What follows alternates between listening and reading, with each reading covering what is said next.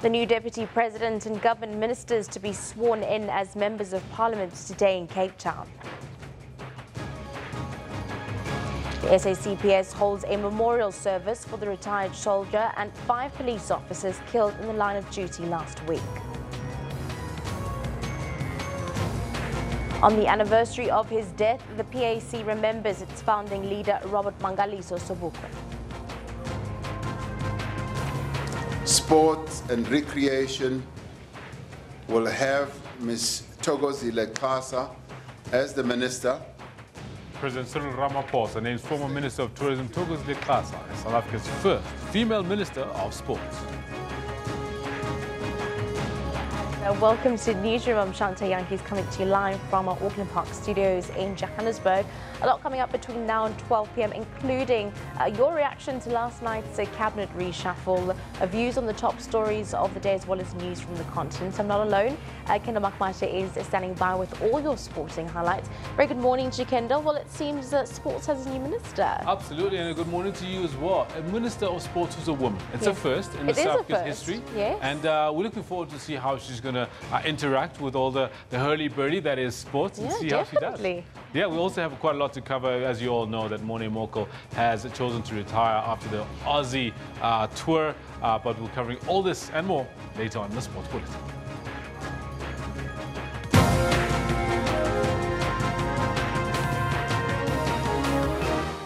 Of course, your top story this morning, plenty of mixed reaction to President Cyril Ramaphosa's cabinet reshuffle. Some have reacted with cautious optimism, while others have critiqued some of the changes.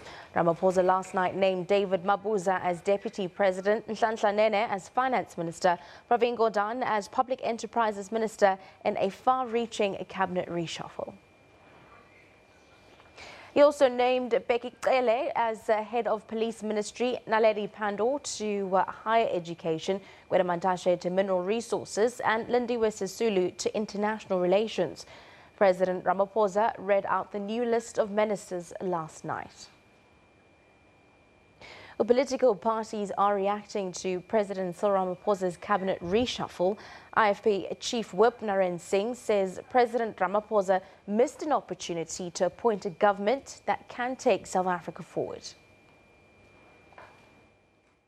It seems like President Cyril Ramaphosa, missed opportunities here to really appoint a government that will take the country forward. And more than likely, it's a government that is appeasing the ANC and giving us a reflection of what happened at Nasrec and the ANC conference.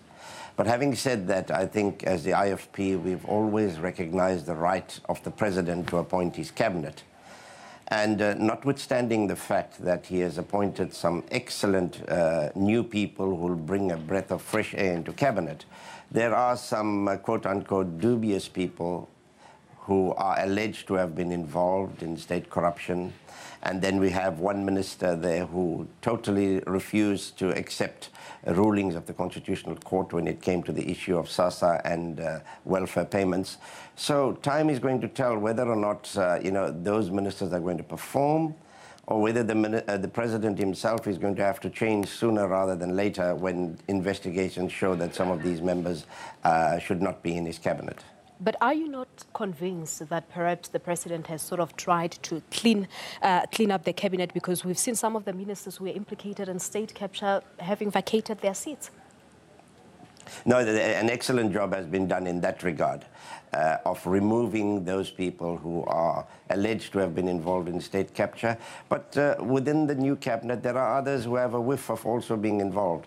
And we trust that the president's not going to stop with investigations, and the Commission of Inquiry that will be headed by Deputy Chief Justice Ray Zondo will bring out some other cabinet ministers who probably are in this cabinet that have also had their finger in the till.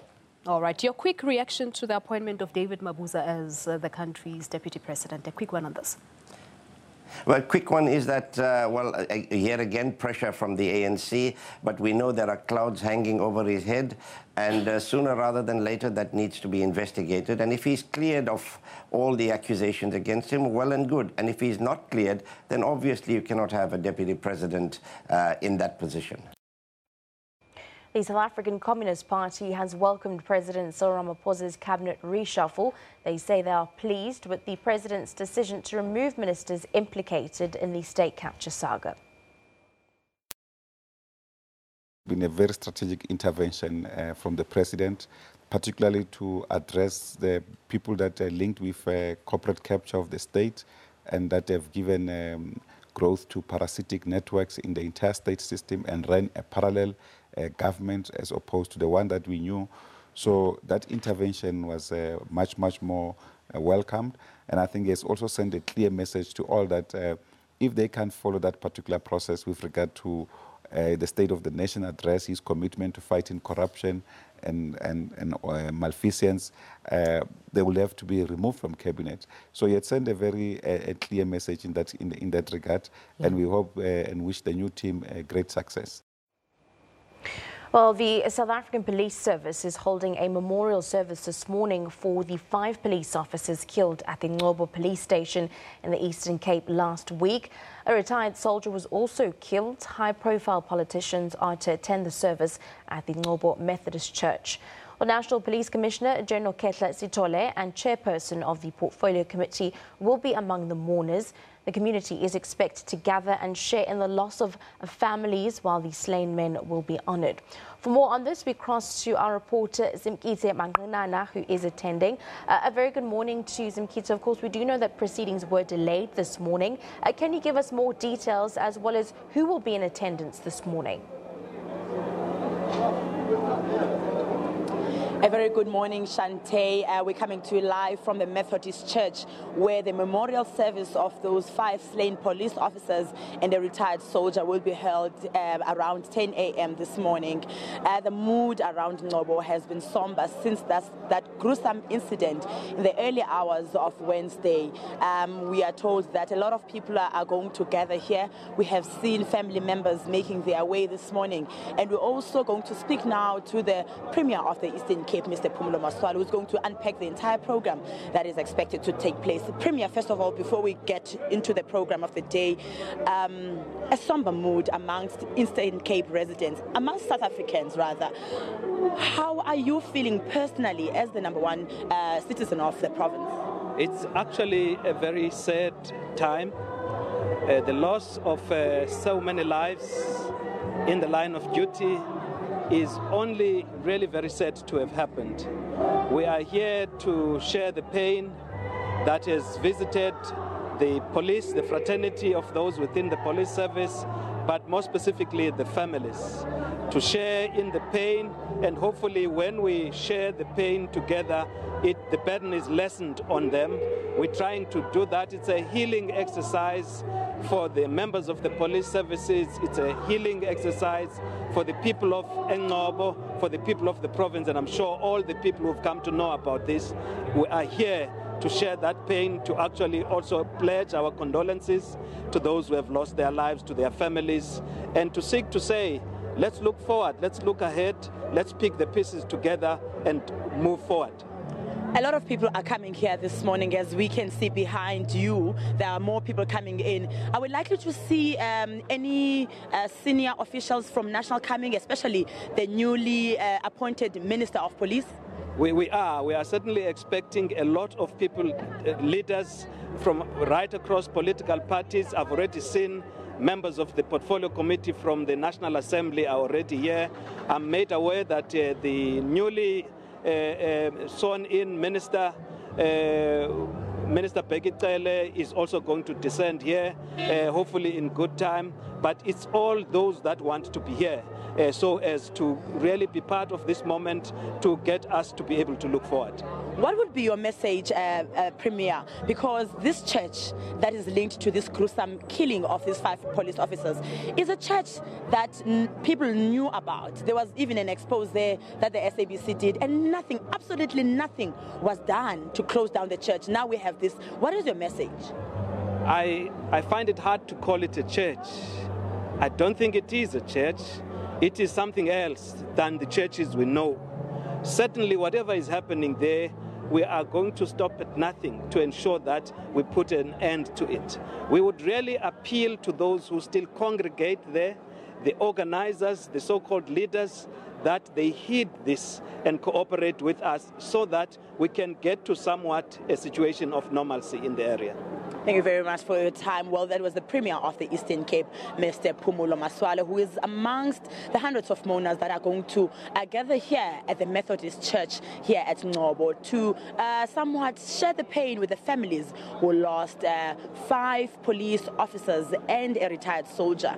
Well, Shante, we have more bad news in the police department this morning. We are told that in the early hours, 3 police officers who were coming to join the task force that is investigating this gruesome killing of those police officers were killed in a car accident, and a 4th one is recovering in hospital in a very critical condition. They apparently hit a stray animal and their car rolled several times, and 3 of them died on the spot. When we spoke earlier to the spokesperson of the police in the Eastern Cape, Kaya Tonjeni, he mentioned that it's a very, very sad time for the police, but they are going to find a replacement of those 3 police officers to come here to help in the investigation, because they say they want to get to the bottom of whatever that is happening at the alleged church so that more people can be arrested to put an end to the killing of police officers in the area of Ngobo. It's back to you in Johannesburg. Just before we wrap it up, Zimkita, of course, you've spoken to the Premier. We also know that other members of Parliament, as well as possibly the new police minister, will be in attendance this morning. But can you take us through the mood specifically coming in from the families and the community members this morning?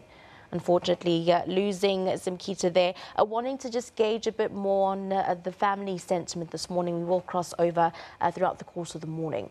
Let's move on. The PAC wants the Kimberley Hospital in the Northern Cape to be renamed after its founding father, Robert Mangaliso Sobukwe, as part of commemorating 40 years of his death. Today marks 40 years since Sobukwe died at the Kimberley Hospital in 1978 due to collapsed lungs after battling with lung cancer. Well, upon his first release, he was resentenced through the introduction of what was called the Sobukwe Clause to keep him in jail. After his release from Robben Island in 1969, Sobukwe was banished to Galeshwe in Kimberley. He then lived in Naledi Street at Zobantwe.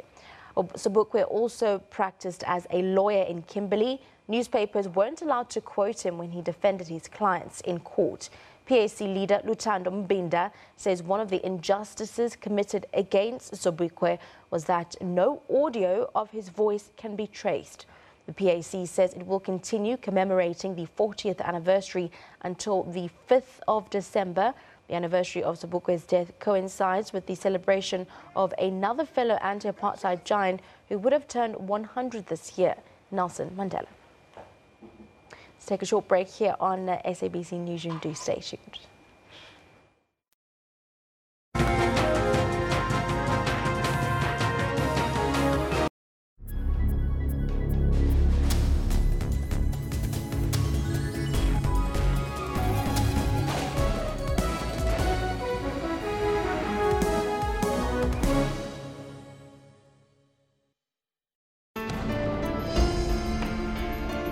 When life takes a different turn. If I didn't eat the speak, he was going to evict me. Your will to persevere is ignited. I'm not a professional speaker, but I'll try my best to give you a word of inspiration. He was just trying to provide for his family. If you can't accept it, change it. If you cannot change it, accept it. And a new story begins. Made a resolve to myself. I'm learning something new. Upilong, every Friday at 5:30. Be part of the life-changing journey.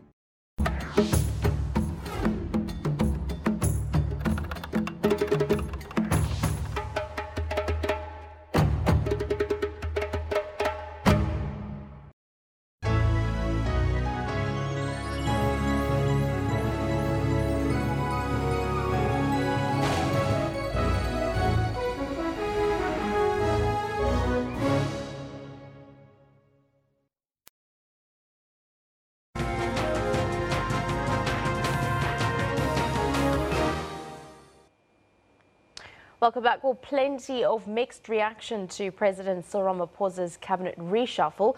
Some have reacted with cautious optimism, while others have critiqued some of the changes. With Nhlanhla Nene returning as finance minister, Malusi Gigaba has been moved back to Home Affairs. Nene is no stranger to this position. He has previously served as Deputy Minister of Finance and subsequently a Minister of Finance. This was until he was removed by the former President Jacob Zuma on the 9th of December in 2015.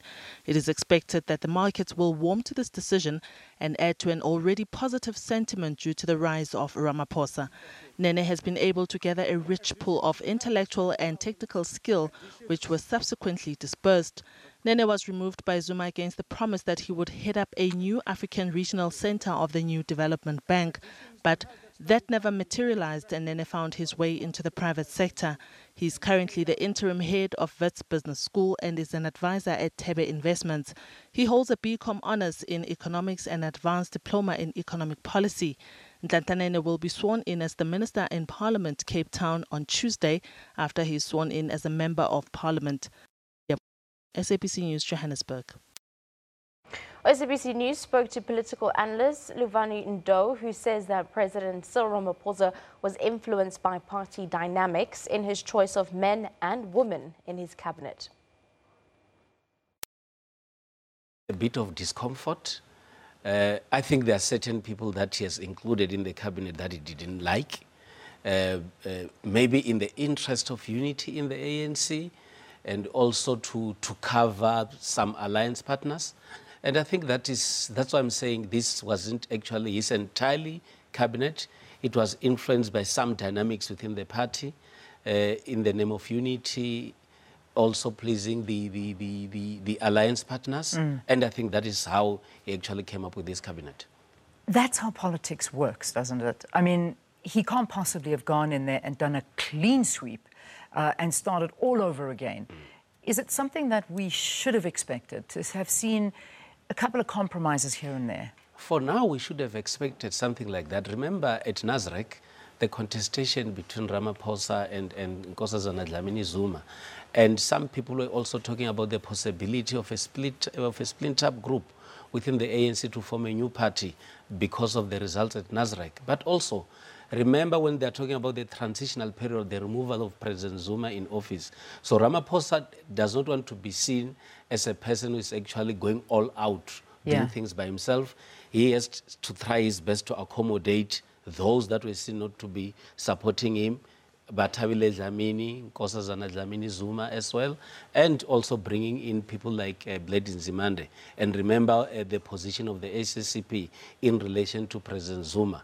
They openly said that they don't want President Zuma to continue, and that is why Blade Nzimande was removed from cabinet. Yeah. Okay, so we're going to get into details now. I just wanted your overall perspective, and I'm going to get that from you now.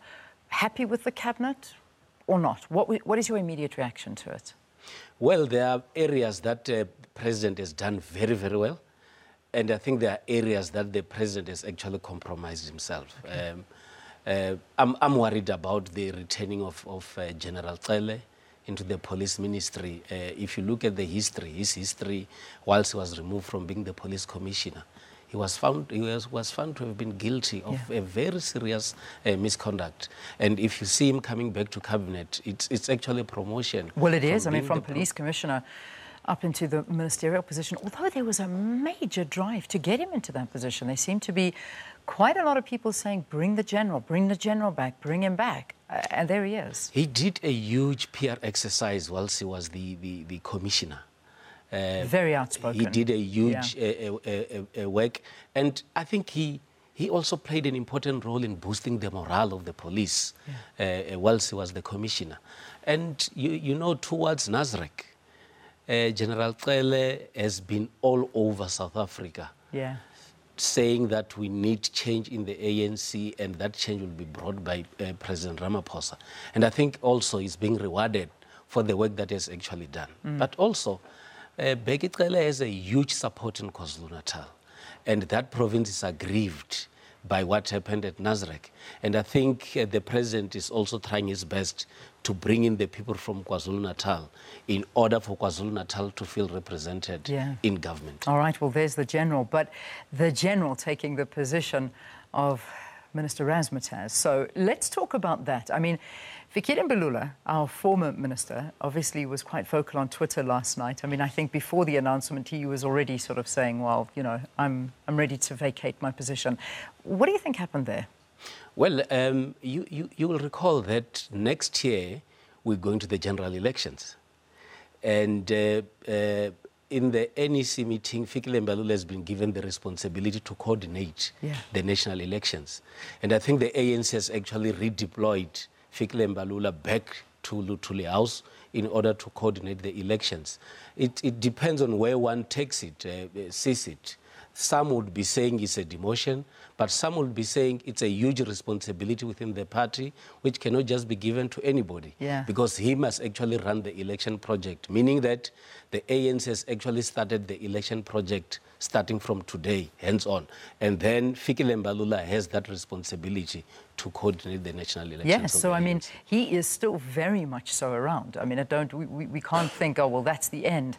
I mean, this is a major responsibility because the elections coming up in 2019, so much hinges on this for the ANC.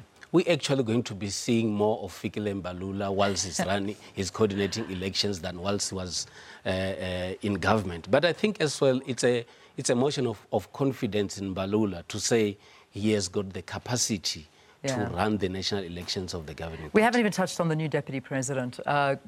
Can you give me your views in just a couple of seconds? I know we're going to talk more, but Didi Mabuza as our new deputy president of South Africa. We couldn't avoid Didi Mabuza to be the deputy president of the Republic. Since 1994, the deputy president of the ANC has always been the deputy of the country. So unfortunately, we stuck with Mabuza for now.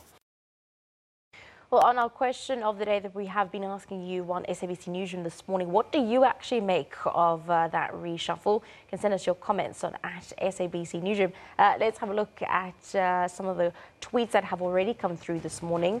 Nkonzo says, I'm not happy about the cabinet. Batabile was supposed to be a backbencher and Gigaba, but let's wait and see what's going to happen. Aaron says, I'm expecting Malusi Gigaba to be taken out completely. Mr. Bheki Cele, he is in a good position and can mean his words, #shoot to kill. Matt says, a good one under these circumstances, and I'm happy that he has put credible people in key positions like finance and public enterprises, and at the same time, he did his best to keep the party intact. Yeah, definitely a reshuffle of all sorts. Let's have a look at our poll question. Are you happy with Bheki Cele's return to the police ministry? Well, of course, he was the former police commissioner and now has been moved to that role of police minister. We're going to have to wait and see how that turns out. Over 870 votes coming in. 85% of you saying, yes, we are happy the general is there in charge. 15% of you are saying no. Let's have a look at some of the tweets behind there in the comments. Mokhang says, I believe the crime rate in Johannesburg CBD will drop. Tapang says he is much better than Fikile Mbalula. Fikile is always on Twitter. And the drunk #Bheki Cele will teach thugs a lesson, Makopong. And Tako says, yes, we are happy. We know that he'll be better than Fikile. Well, we're just going to have to wait and see whether that cabinet reshuffle. Thank you very much for sending in your tweets this morning. Online, let's have a look at what's happening on our Facebook page this morning on SABC Newsroom. Well, today we see that COSATU has welcomed President Cyril Ramaphosa's cabinet reshuffle with some reservations. The Labour Federation had previously complained about the lack of consultation by former President Jacob Zuma when actually changing a cabinet. Then we also see sentencing proceedings for the self-proclaimed prophet found guilty of assault for spraying congregants with doom insecticide will resume in the Mokopong Magistrates Court in Limpopo. And abroad, finally, a United Nations report says 2/3 of the South Sudanese population, or around 7 million people, could face severe food insecurity in the coming months without sustained humanitarian assistance and access. Simply search for SABC Newsroom on Facebook. Follow us and interact with us. And of course, coming up after the break, we give you an update on the worsening situation in Syria as international bodies try to intervene. On behalf of the Proteas, we would like to thank Monet for representing this team with integrity, respect and honor, all key values of the Proteas team culture. Proteas team Dr. Mohamed Musaji pays tribute to fast bowler Monet Morkel, who has announced plans to retire after the Australia incoming tour.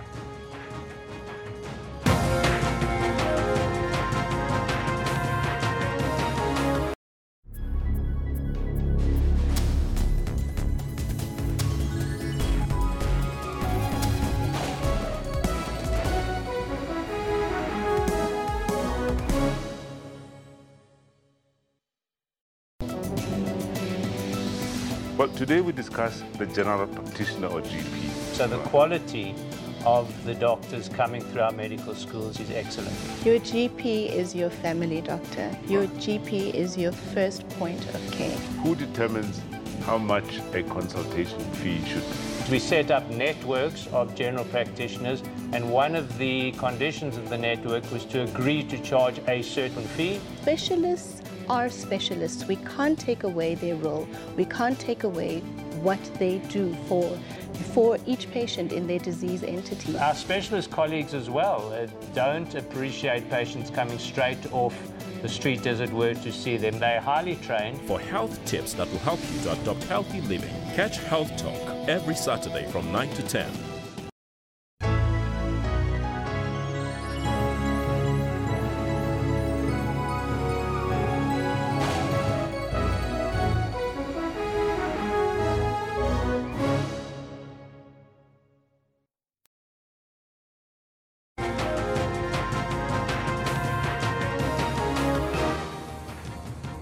There is no sign of peace in Syria as the UN Security Council demands a 30-day ceasefire across the country. Rohingya exodus continues 6 months after the start of the humanitarian crisis. A United Nations report says 2/3 of the South Sudanese population, or around 7 million people, could face severe food insecurity in the coming months. Leading at the half-hour international news, there is no sign of a ceasefire in Syria after the UN Security Council demanded a 30-day ceasefire across Syria. Airstrikes continue in the rebel-held suburb of Damascus, and doctors in Ghouta said the area had been hit by a chemical attack. Placed the head of the United Nations described as hell on earth. This video from the Syrian American Medical Society shows victims being treated for chlorine gas exposure, struggling to breathe. One child died of suffocation. The Russian Defense Ministry, which begs the Syrian government, accused rebels of preparing to use toxic agents in eastern Ghouta so they could later accuse Damascus of employing chemical weapons. The Syrian government consistently denies using such weapons, a denial disputed by the US. In April, more than 80 people were killed in a suspected chemical attack on the rebel-held town of Khan Sheikhoun in northwestern Syria. Syrian President Bashar al-Assad said the incident was fabricated, while his ally, Russia, said an airstrike hit a rebel depot full of chemical ammunition. The attempts to publish false information coming from such sources will surely continue. Their only goal is to besmirch and to demonize the government forces, to accuse them of all possible deadly sins and military crimes. All that to continue the actions which we have already seen in the eastern regions of the Syrian. A recent UN inquiry found the government of Syria guilty of using chlorine gas in other attacks in Syria. Meanwhile, the European Union foreign ministers have expressed concern over the situation in Syria as they were gathering for a regular meeting in Brussels. in general terms, I am extremely concerned, and the ministers as well, about the increase of military operations all over Syria from different actors, obviously first and foremost by the regime and its supporters. And there is a special responsibility, especially from the three guarantors of the Astana process, Russia, Iran and Turkey, to make sure that the process of de-escalation takes place and not the process of escalation. The bombardment of eastern Ghouta over the past week has been one of the heaviest of Syria's 7-year war, killing at least 522 people in 7 days. This, according to a toll compiled by Syrian Observatory for Human Rights, a UK-based war monitor. Lehana Tsotetsi, SABC News.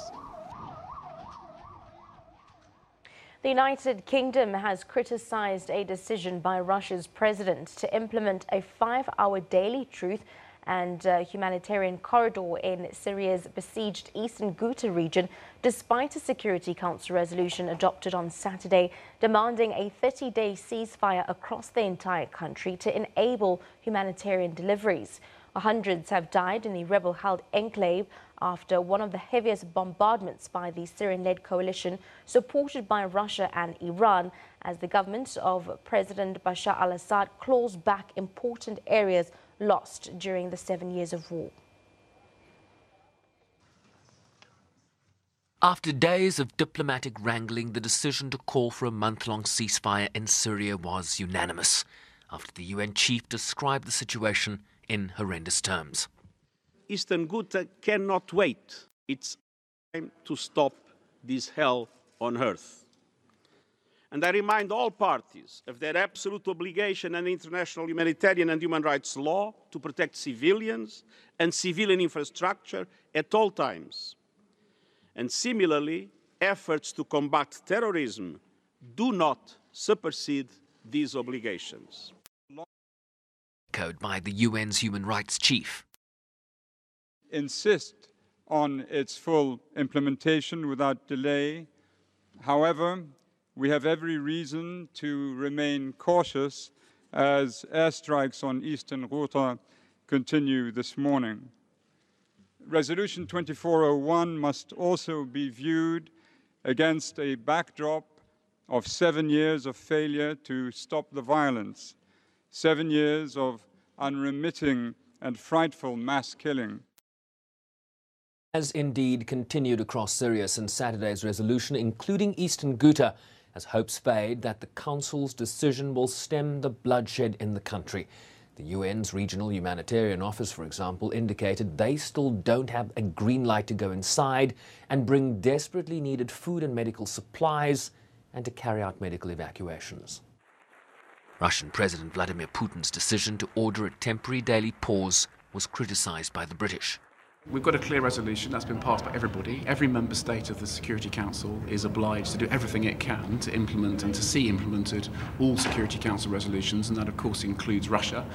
I've just seen the announcement you refer to, and what I would say to that is not compliance, that is not implementation of the resolution passed on Saturday. But it does show that it can be implemented. So Russia can implement it if it chooses to. If it's able to do a 5-hour pause, it's able to do a 24-hour pause. So it's up to Russia whether it wants to implement fully the resolution that it signed up to and voted for, or whether it wants to play cynical games. More than 340,000 people have died and millions have fled as refugees during Syria's war, which enters its 8th year next month, with no political resolution in sight. Sherman Brycepease, SABC News, New York. Rohingya exodus continues 6 months after the start of the humanitarian crisis. Hundreds of desperate Rohingya Muslims are still pouring over the Myanmar border into Bangladesh each week. They recount tales of torture and murder 6 months after a military crackdown sparked the massive refugee crisis. One of the recent arrivals, Nur Muhammad, said in his village in Myanmar's Rakhine state, it was surrounded by Buddhist vigilantes for days before they were allowed to leave. The Buddhists torched our houses, kept us confined and starving. Villages are razed to the ground. We walked for days through mountains to reach here. Most of his neighbors had left earlier, part of a 700,000-strong Rohingya exodus since August 25, leaving behind desolate and burnt-out villages. The military crackdown in north of Rakhine has been termed ethnic cleansing by United Nations and the United States. According to the UN, since the repatriation deal was signed on November 23rd, nearly 70,000 Rohingya have arrived in Bangladesh through different routes in and near Cox's Bazar district. Those who came in recent days said they were tortured. The Rohingya have been systematically stripped of their legal rights in mainly Buddhist Myanmar in recent decades and face rampant discrimination. Meanwhile, a new threat is looming with the cyclone season that starts in April. The massive storms have killed hundreds of thousands along the coast in the past 5 decades. Well, EU countries have demanded sanctions against senior Myanmar military officers over serious and systematic rights abuses against the country's beleaguered Rohingya Muslim minority. EU foreign ministers meeting in Brussels said the situation in Myanmar was extremely serious, pointing to widespread abuses by the military, including rape and killings. Well, sanctions would include blacklisting senior military officers, freezing their EU assets and stopping them travelling to the bloc. Moving on, Malawi has launched a new generation of typhoid vaccines last week, making it the first African country using the vaccines to fight the disease.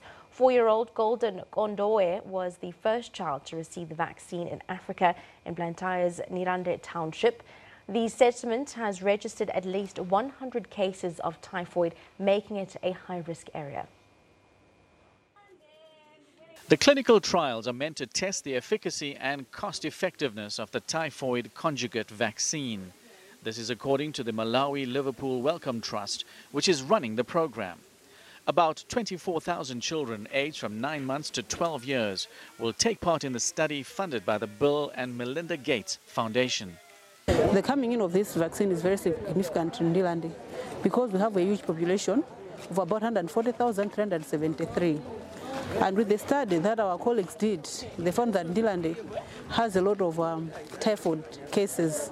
So the coming in of this vaccine, we hope to reduce the number of the cases that we register. The new vaccine against typhoid has been approved by the World Health Organization. The GAVI Global Vaccine Alliance said last year it had earmarked $85 million to help support the introduction of typhoid vaccines in poor countries. A team of researchers from the University of Liverpool and the Liverpool School of Tropical Medicine has been working with their local counterparts to develop the vaccine for about 20 years. Until about 5 years ago, there was relatively little typhoid here in Blantyre in Malawi. And what we have been able to show is that there has been a big outbreak, not only in Malawi and Blantyre, but across many big cities in Africa. And we've been able to show that this is a new strain of typhoid that came across to the continent from the Indian subcontinent, and it's multi-drug resistant, which means that it's transmitted very quickly and spread very quickly. Typhoid fever affects between 12 and 20 million people worldwide in regions where the quality of water and sanitation is low, particularly in South Asia and sub-Saharan Africa.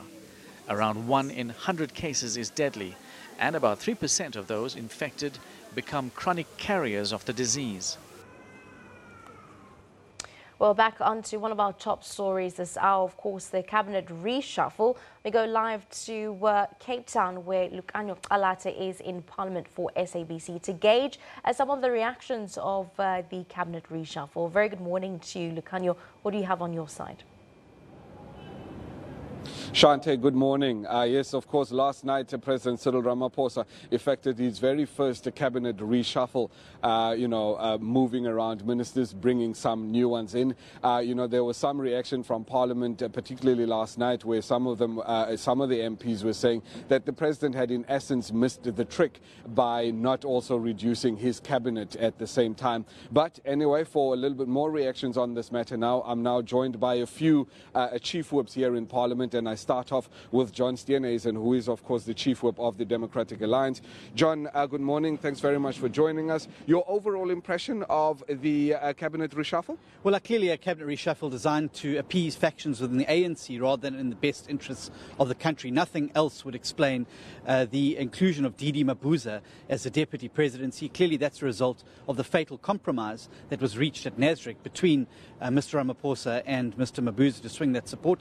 And of course then the retention of some of the captured ministers, Gigaba, Mokanyane and Batubile Dlamini, who should frankly be nowhere near the cabinet.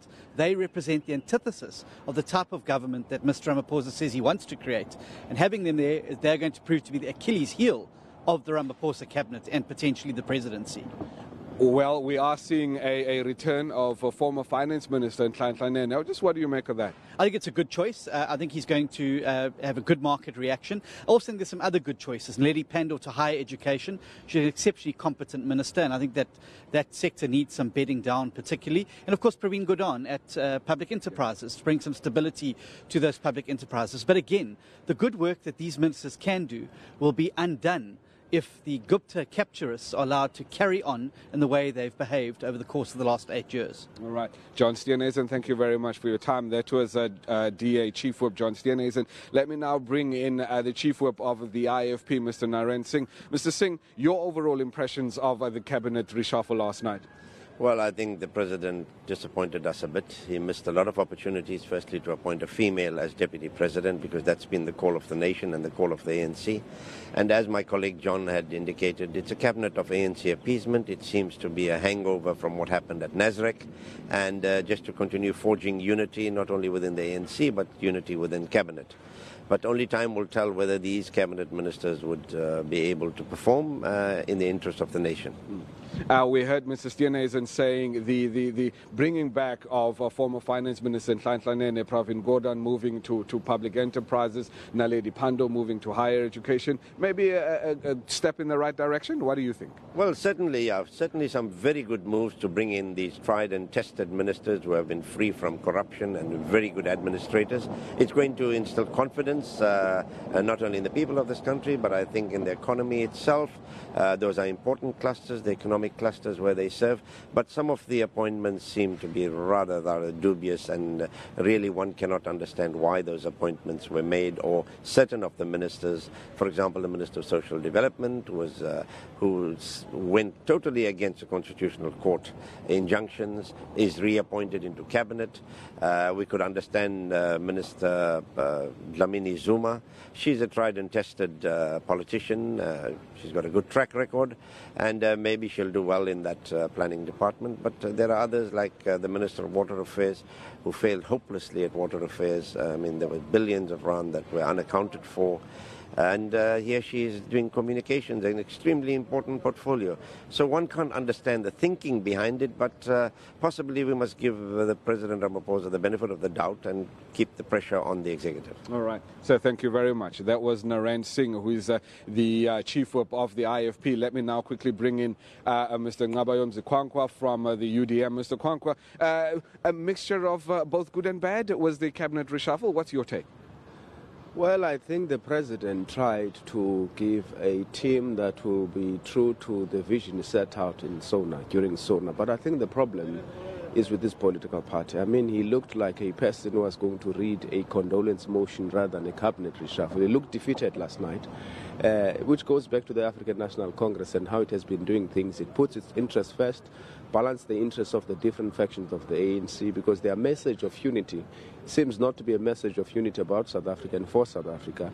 It's a message of unity that is for the African National Congress and about the ANC. I mean, if you look at Minister Malusi Gigaba, for instance, as I'm talking to you, have to decide whether I need to go to Home Affairs, Portfolio Committee, or the Finance Committee. Home Affairs in particular is debating this issue where he naturalized the Guptas, for instance.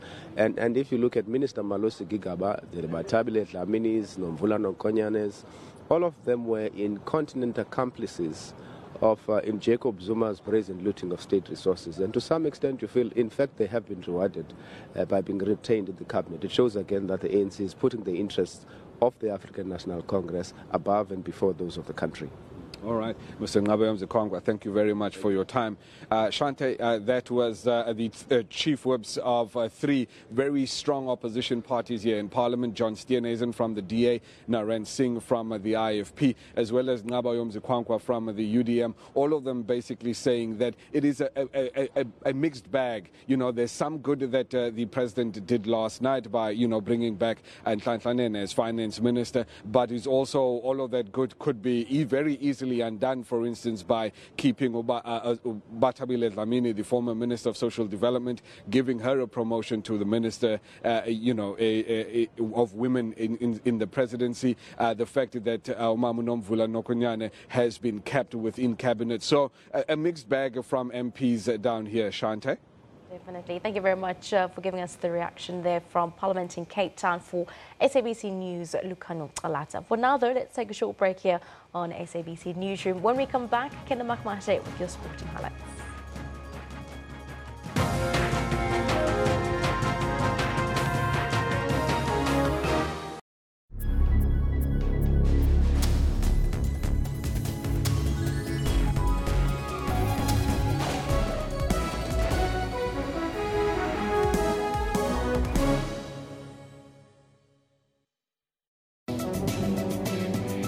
A warm welcome to one of your favorite weekly review analysis programs, Media Monitor.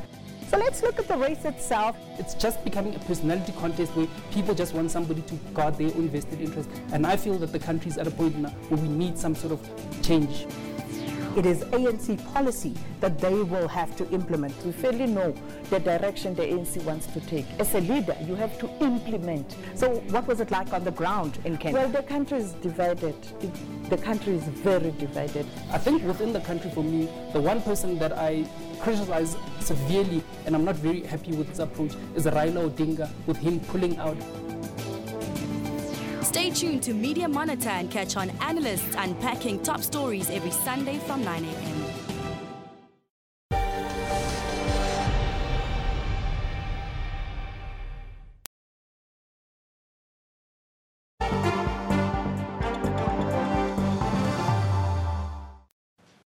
Sports and Recreation will have Ms. Thokozile Xasa as the Minister. State Security will have Ms. Dipuo Letsatsi Duba as the Minister. In the Presidency, the one responsible for planning, monitoring and evaluation will have as Minister Dr. Nkosazana Dlamini Zuma.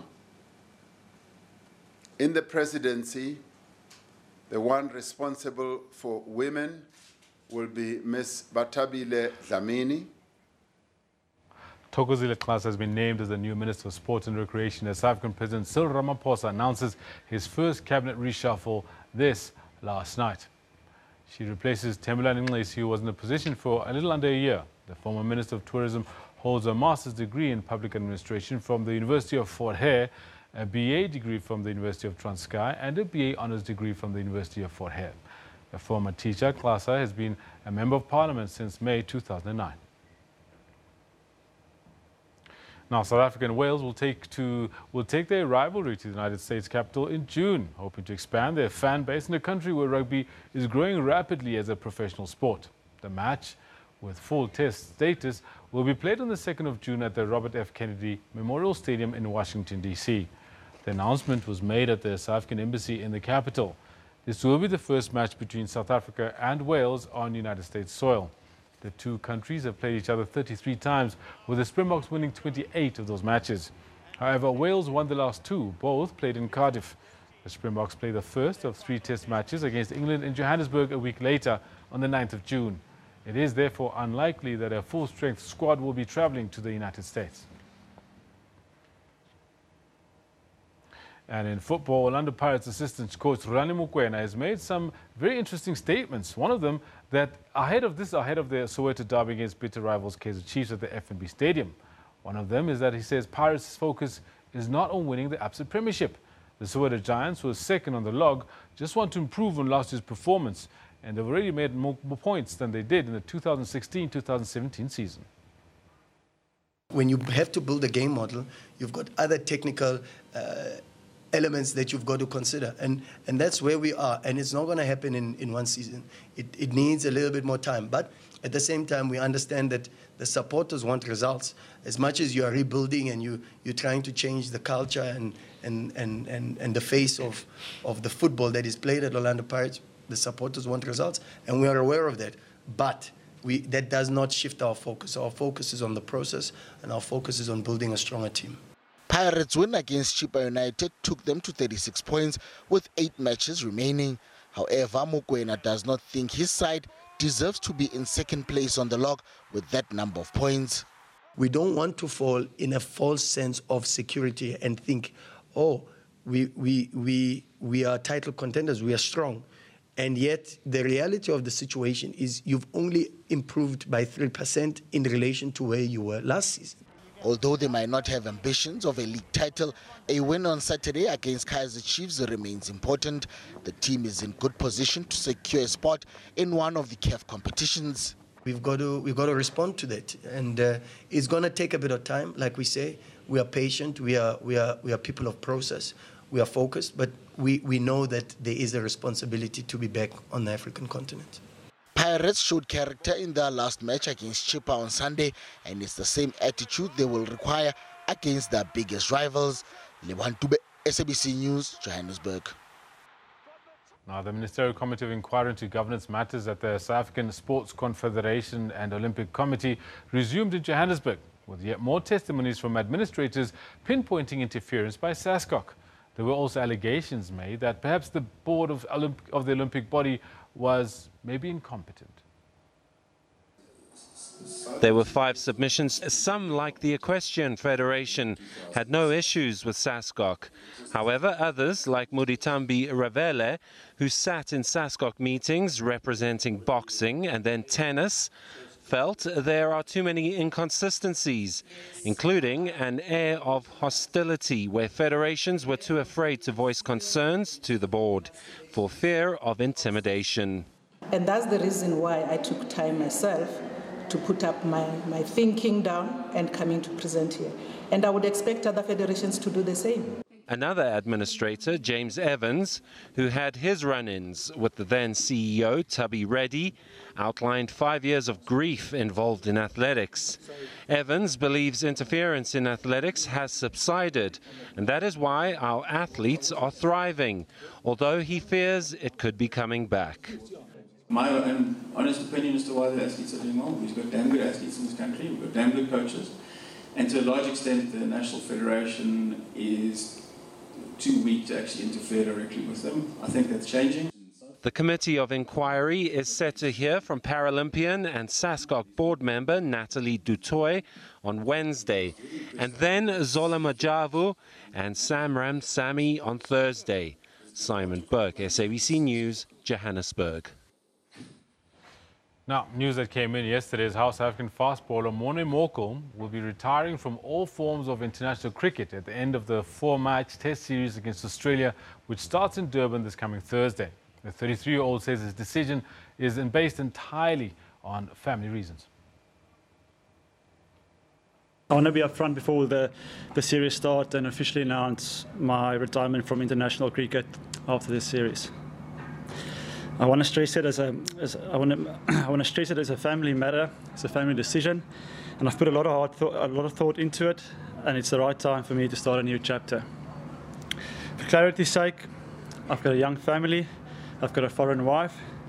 I still feel great mentally and physically, and yes, I will be playing in other leagues around the world. I mean, cricket is what I love, and I've done it, all my life. So it is a very tough decision making this call. And playing for the Proteas is, something very special. But like I said to you in my statement, family comes first. And yeah, my wife was away. Family was away for 10 weeks now. For work commitments as well, which was very, very, very tricky part for me. And through that and sitting them down and discussing it with family, we decided this, or for me, I decided it's a bit better for me now to start a chapter now with them and focus more on family. Out of respect for CSA, I have not put pen to paper for any deal. My focus is 100% on winning this series. We've beaten Australia in Australia, but I haven't been part of a team, to get one over them in our backyard. So that will be the main focus for that. But for me, the main important thing is it's not about retirement, it's about winning the series. And that's also one of the reasons I wanted to get it out of the way as soon as possible. It's now cricket time, it's now work time, and let's focus on that. Well, there you have it. So we want to find out from you, what is your favorite Morne Morkel moment? I'm sure there are lots. The man has been an absolute stalwart for South African cricket. We've got one or two that we can share with you right away. Here we go. This is what's being said about Morne Morkel on Twitter. Nazim Grootboom says, I don't have any best moments of him, but he was a good player. Good luck to him wherever he goes.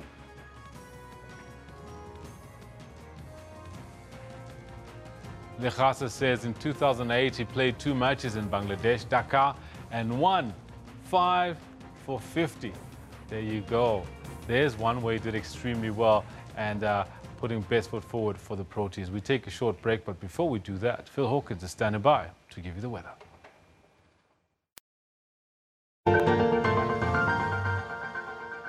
Yeah, thank you very much. Let's take a look at that weather for today. Of course, we're going to start off in South Africa's eastern regions where we see some showers and thunder showers developing through the day. A 30 to 60% chance of showers there, so nothing particularly heavy. Most of South Africa is going to remain dry all the way throughout the day. Now, we do have a little bit of cloud cover developing on the southern coastline, and that low pressure system is going to start to act tomorrow on that entire area as well. First of all, though, high pressure systems moving into the area are going to clear up that southern coastline for tomorrow. Times are going to change though, and of course by the following day we're going to see completely different rainfall patterns. Now let's take a look in a little bit more detail what happens in your weather today. Temperatures in Cape Town at 24 degrees Celsius, Durban 29, and continuing warm despite the rainfall moving further north. 26 in Pretoria and 27 in Mbombela. Warm conditions in Maputo as well at 28 degrees Celsius. Windhoek just missing out on the rainfall at 31 degrees. Temperatures rather mild in Soroy at 24. Now, low pressure systems are bringing temperatures down there, not quite affecting the Madagascan region, though. Temperatures between 27 and 31 see a warm day here in Madagascar. The capital, Antananarivo, peaking at that 27-degree maximum. Wet weather coming into the area and wet weather in Lilongwe and Lusaka as well. Now, as you saw from our map, we're seeing a lot of cloud cover and quite a bit of rainfall in the area, but that ceases. We're seeing a dry day in Dar es Salaam at 34 degrees. A warm one forecast for Bangui again, 33 degrees, lots of rainfall forecast. It's up to a 60% chance there.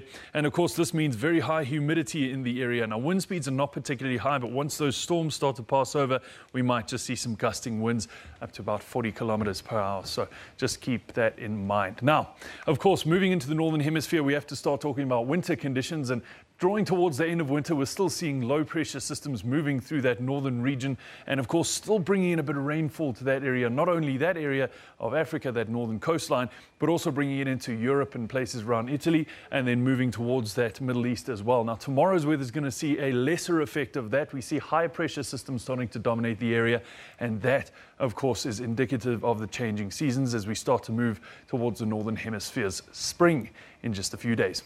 That, of course, is where we're going to leave your weather for now. Stay with us here, though, on the SABC.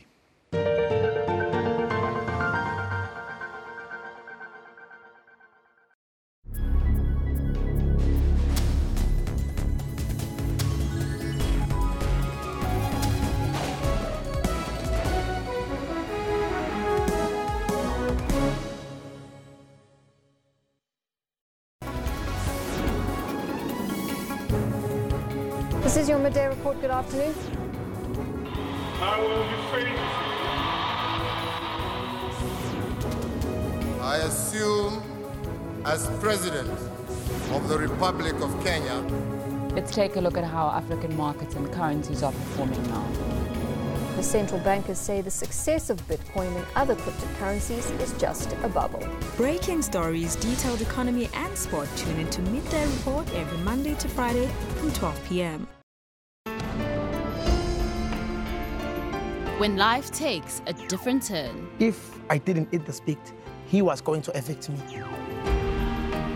Your will to persevere is ignited. I'm not a professional speaker, but I'll try my best to give you a word of inspiration. He was just trying to provide for his family. If you can't accept it, change it. If you cannot change it, accept it. And a new story begins. Made a resolve to myself. I'm learning something new. Bophelong, every Friday at 5:30. Be part of the life-changing journey.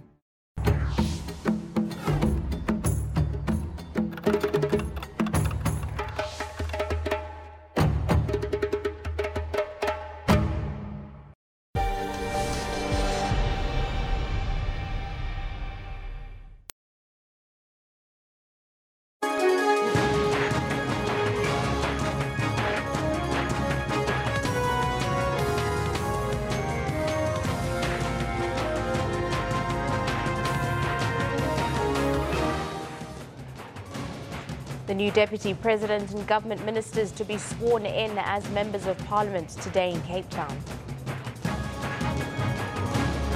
The SAPS holds a memorial service for the retired soldier and 5 police officers killed in the line of duty last week.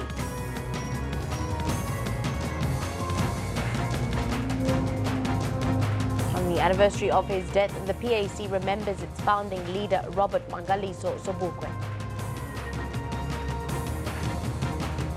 And Recreation will have Ms. Thokozile Xasa as the minister. President Cyril Ramaphosa names former Minister of Tourism Thokozile Xasa as South Africa's first female Minister of Sport. Hello and welcome to the second hour of Newsroom. Coming up this hour, we're live at the memorial service of the 6 lawkeepers killed in an attack in Ngobo last week. Also have a look at your views and get the latest from the continent. I'm not alone. Keno Makmate joins us with all our sporting highlights. Well, hot topic this morning, of course, is the new minister, a woman. Oh yeah, women in charge. It will remain a hot topic until the first press conference that she gives. A lot of people are looking forward to some interesting and the takes. Dynamics that she brings. Yeah, absolutely. There's so much to talk about in the world of sports. You know, from when we had Minister Fikile Mbalula Tutula Singlesi and now Thokozile Xasa, lots to talk about in terms of the sports ministry.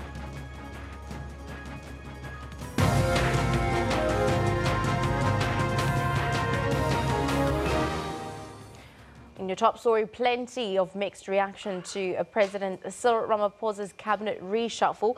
Well, some have reacted with cautious optimism, while others have criticized some of the changes.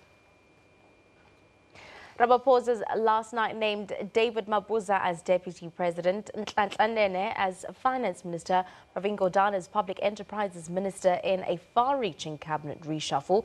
He also named Bheki Cele to head of the Police Ministry, Naledi Pandor to Higher Education, and Gweda Mantashe to Mineral Resources, as well as Lindiwe Sisulu to International Relations.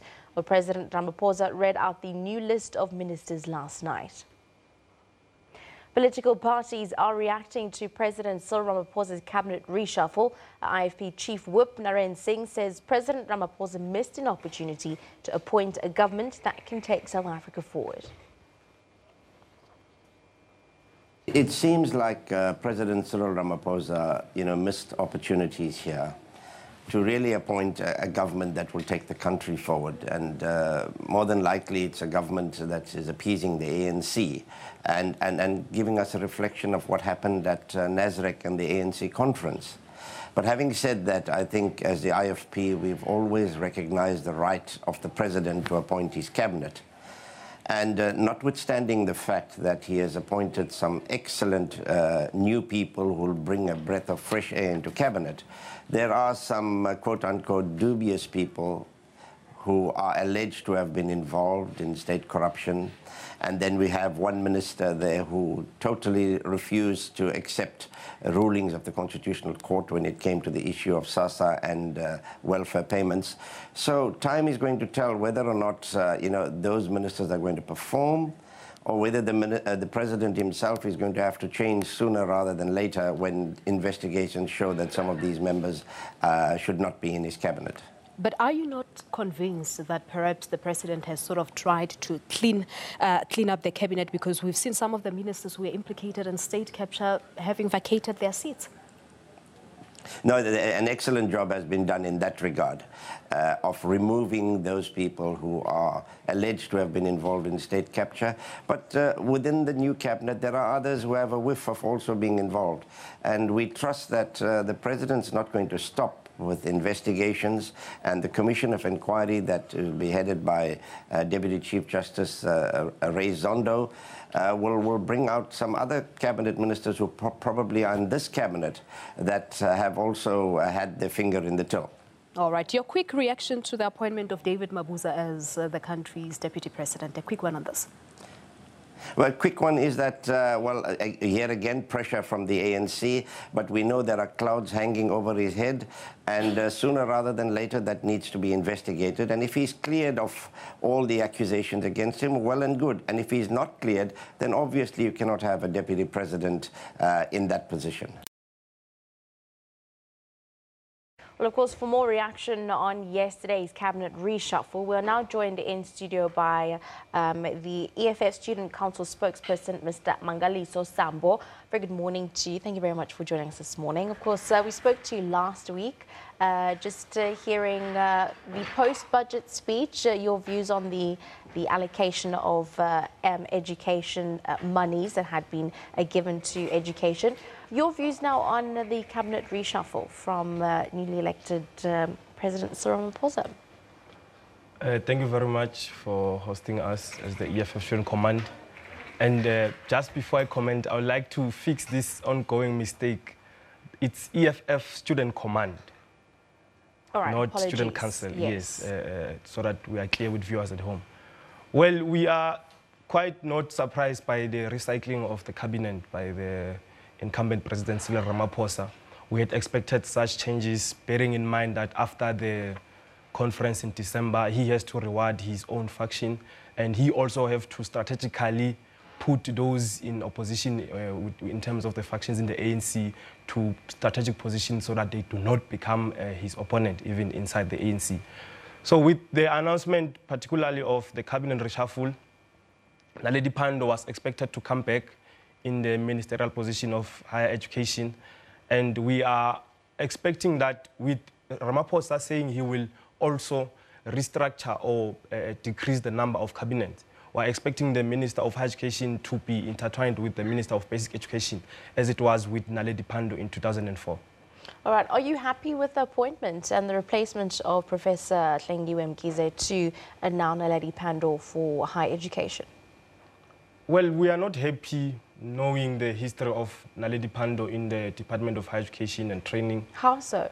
You remember she was the driving force of the OBE, which resulted to many matriculants who now cannot find jobs, who now do not qualify for higher institutions of learning, who now cannot read and write. You'll remember during her tenure, she forced the OBE, outcome-based education, which was then scrapped after her because it did not really work out. She is just someone who knows better English and is just recycled now because of her ANC inherited position from her father. Those are some very strong words against Naledi Pandor. Well, with that being said, are you then worried that the fight that the students have had over the years for free higher education could somewhat be compromised under her leadership?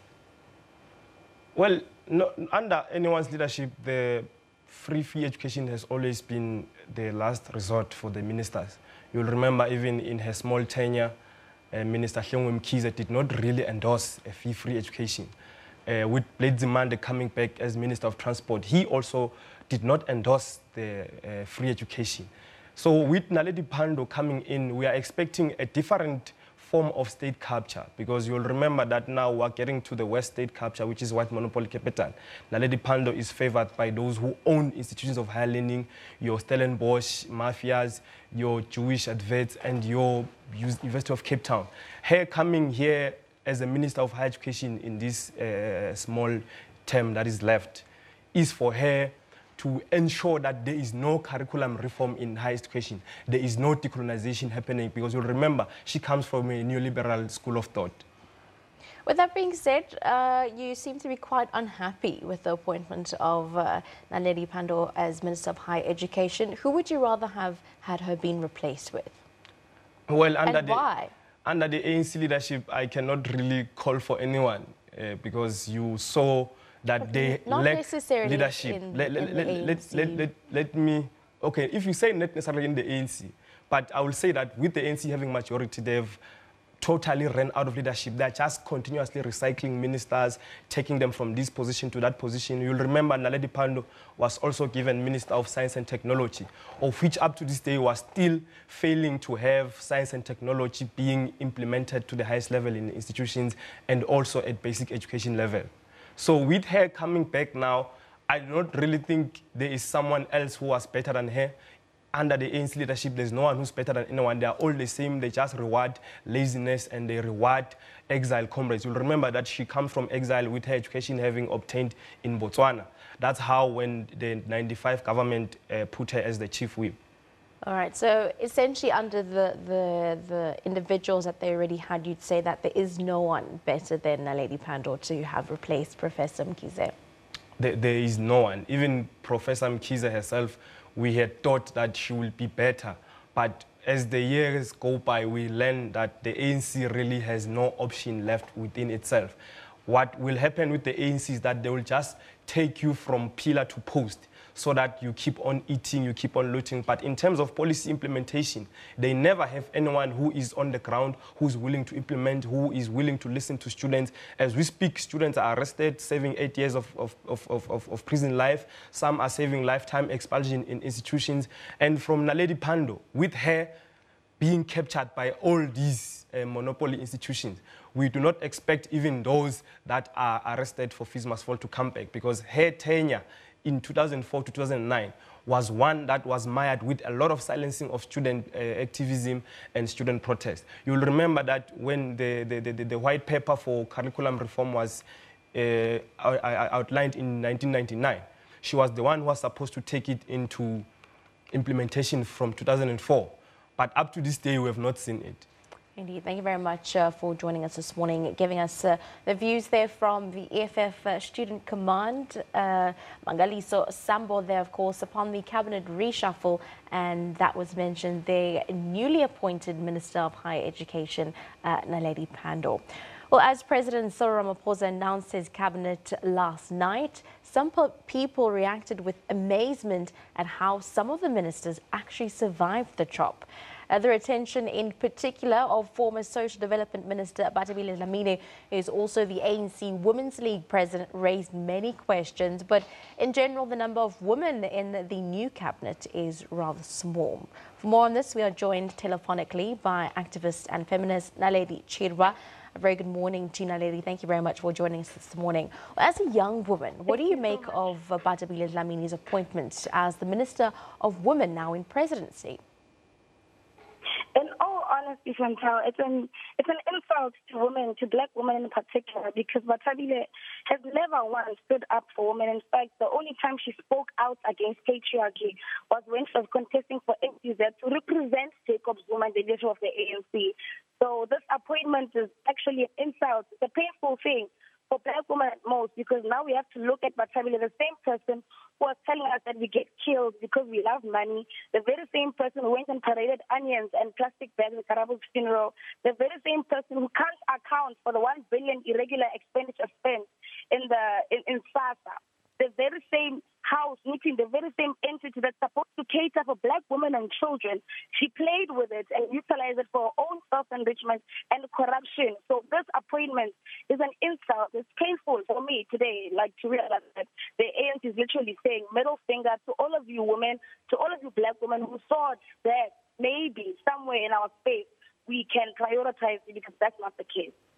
Do you think that Bathabile Dlamini couldn't be fired because she is the president of the Women's League? Those are some of the reports coming in through.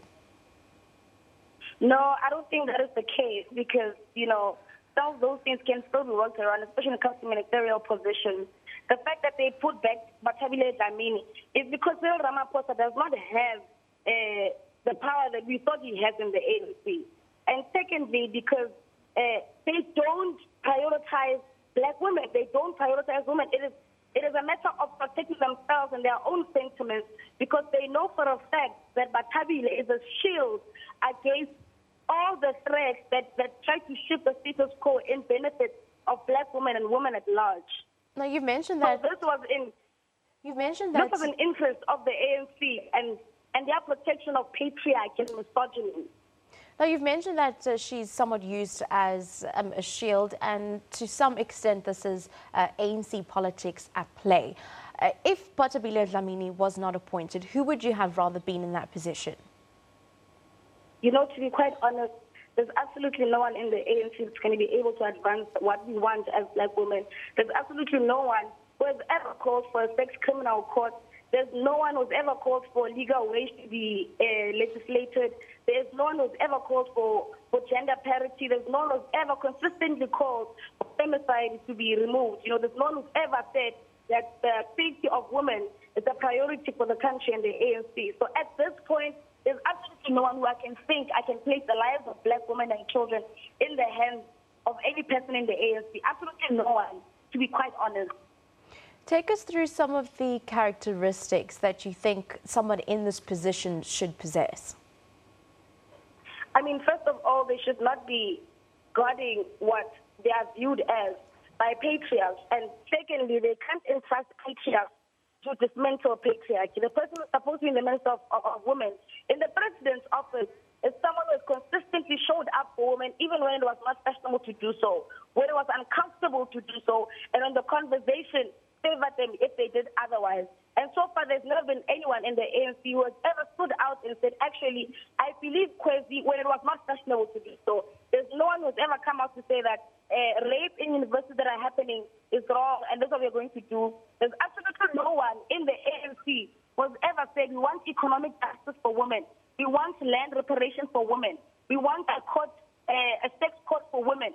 We want parental justice for women who raise kids on their own. In fact, the maintenance court is nothing but a ludicrous entity that has women be dehumanized by men who don't pay maintenance, but at the same time don't have any tangible repercussions to that. Absolutely no one in the ANC has ever come out to say, I stand for women, whether they're put me in a good light or not in the party or otherwise.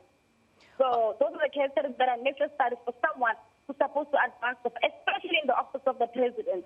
Because we are supposed to be making real leads, you know, in our country, but today we still have women earning less than men. We still have women owning only 23% of land as compared to everyone else. We still have women and children being the poorest in the country. We still have queer women being killed just because of their own sexual orientation. And there is no one, and I promise you, there's no one in the ANC who will ever come out and stand out against these things if it is not beneficial to the ANC. All right. And even if it is, they still wouldn't do it because they don't see the justice of women as a priority. All right, let's wrap it up there. Thank you very much for joining us, Nareri Chirba, activist and feminist, giving us her views there on the appointment of Minister of Women in the presidency, Patabile Dlamini.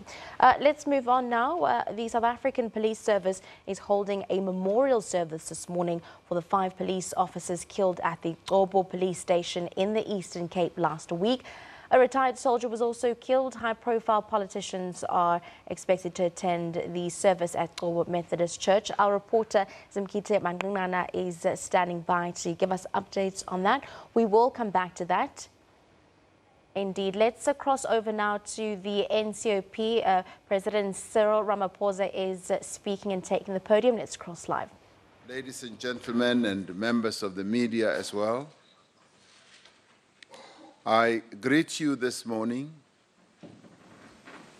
on behalf of the government of the Republic of South Africa.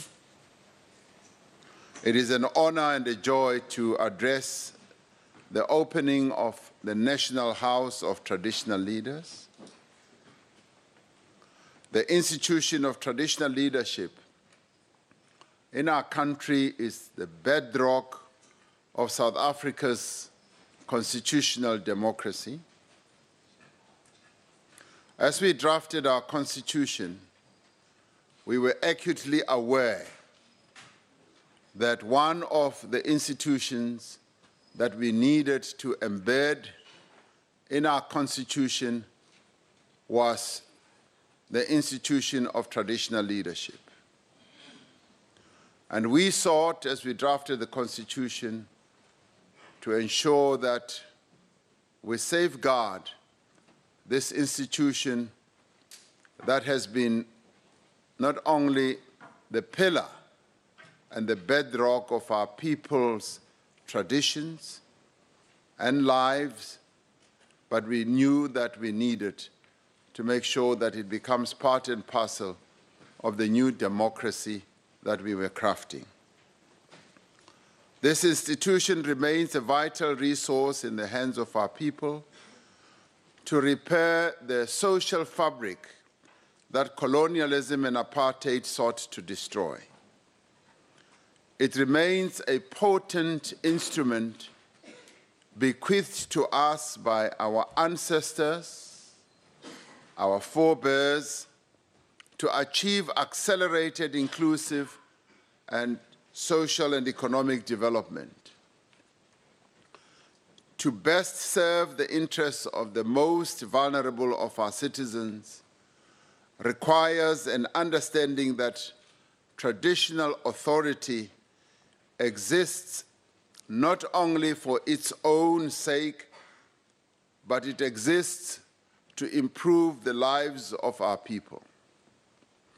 It requires that we affirm and support the historical and contemporary interdependence between our kings, our queens, and chiefs, and the people that they lead.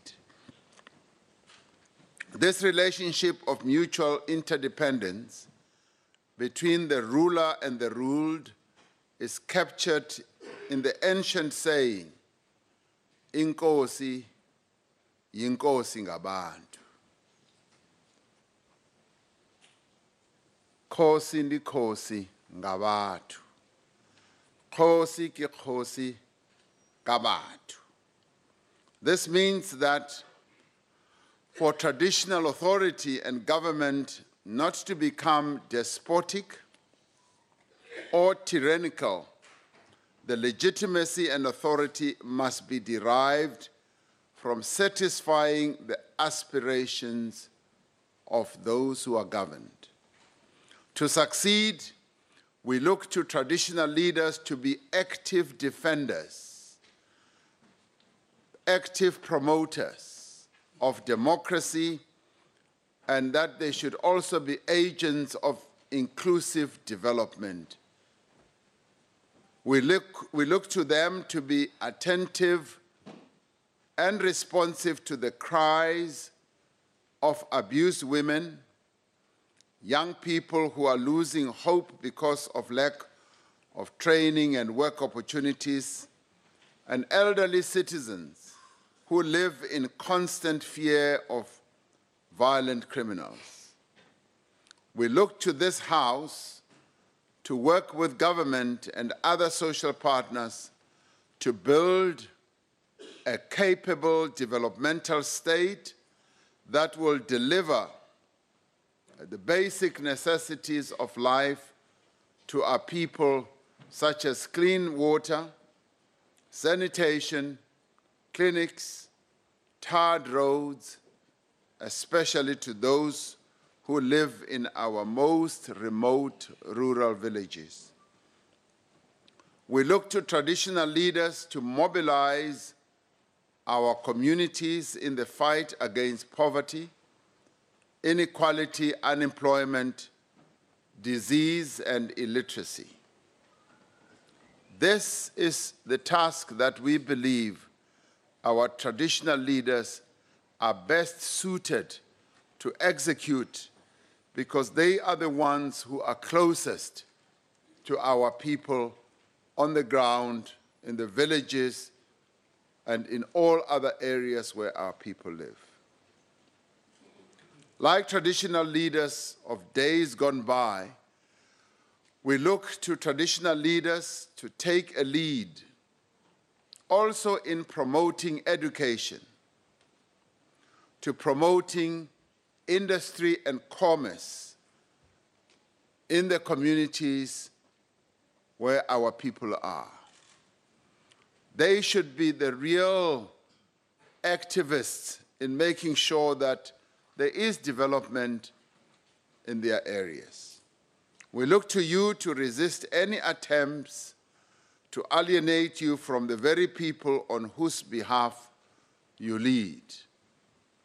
Where there are attempts to have you alienated and separated from our people, we will help you and join you in resisting those attempts.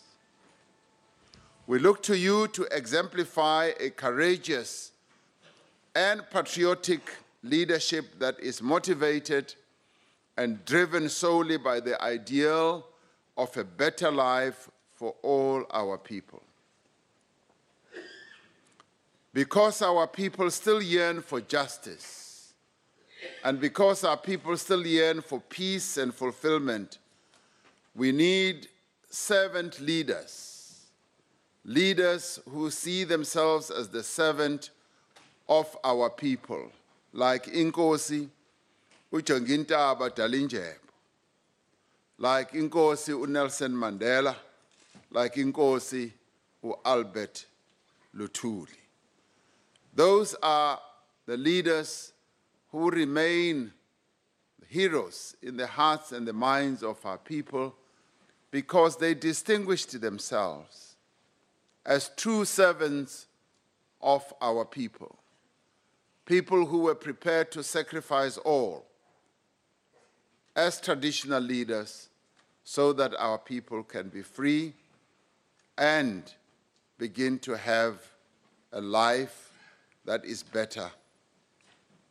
They were among our proud and visionary leaders who were ready indeed to sacrifice their birthright, their titles, and comfort to advance the struggle against racial division and indignity. Drawing on their example, we are certain the leadership of Ubukhosi at national and provincial level is capable and ready to lend a hand to rebuild our nation. In this regard, we wish to congratulate Inkosi Sipho Mahlangu for his election as the chairperson of the National House of Traditional Leaders. We applaud you and we congratulate you, and we stand ready to help you, to support you, and to work with you at all times. We are the ones who will put you on speed dial to make sure. We wish you well and the newly inaugurated National House of Traditional Leaders all the wisdom and the success as they champion the institution of traditional leadership and the well-being of our people. We also congratulate the leaders who have been elected to lead the various provincial houses of traditional leaders. Those leaders continue to make traditional leadership in our country vibrant, alive, and relevant, and ready to serve our people. As I have taken time to go around the country to meet a number of you, and as I will take time to go around the country to continue on this pilgrimage of meeting a number of you we have not met yet, we will make sure that as we interact with you, we reinforce and strengthen your position, your status, your role, so that you can continue with an excellent work of serving our people. We will continue to ensure that our Constitution and the laws passed by our people remain effective in supporting and adopting this institution to better serve all our citizens. Chairperson, this year marks the dawn of a new era of hope, a servant leadership, and of accelerated development. Many of our people around the country have acknowledged in various forms that indeed our country has now arrived at a new dawn, at a new era. This is an era and a new dawn that is pregnant with a lot of opportunities and possibilities, which all of us as leaders of our people must embrace, all of us must capitalize on and find different ways of utilizing this new dawn to advance the interests of our people. The most appropriate way to pay tribute to the founding president of our republic, whose centenary we are celebrating this year, is to translate our intentions in this new dawn into actions. It was President Nelson Mandela himself who addressed the inauguration of the National Council of Traditional Leaders in 1997, in April. During his address, President Mandela had this to say, "And so we meet as descendants of those valiant fighters in a different setting, in a different era, to plan for peace and not for war, to promote unity and not division, to forge a common nationhood and not exclusive privilege," close quotes.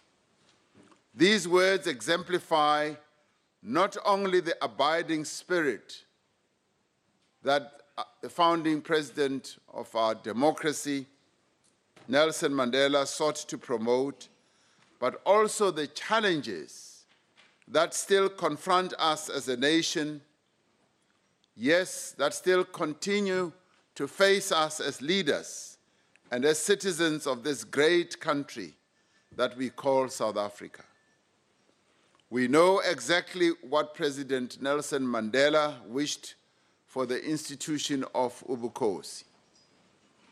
At the installation of Inkosi Phathekile Holomisa in Nkanduli in April 1999, President Mandela said, open quotes, "To the extent that your leadership helps improve the lives of the people, to the extent that it fosters the best African culture and tradition, and above all, to the extent that it fosters unity, peace amongst the people, my days will be filled with contentment," close quotes. And those were the hopeful words of President Nelson Mandela at the installation of Inkosi Holomisa. The improvement of the living conditions of South Africans must remain at the heart of the discussion about the role and the future of traditional leadership. It must remain seized with the task of uniting South Africans and for creating a society that is equal and free from racial and gender prejudice. Honorable members, traditional leadership needs to play a prominent as well as an influential role in the growth of our economy.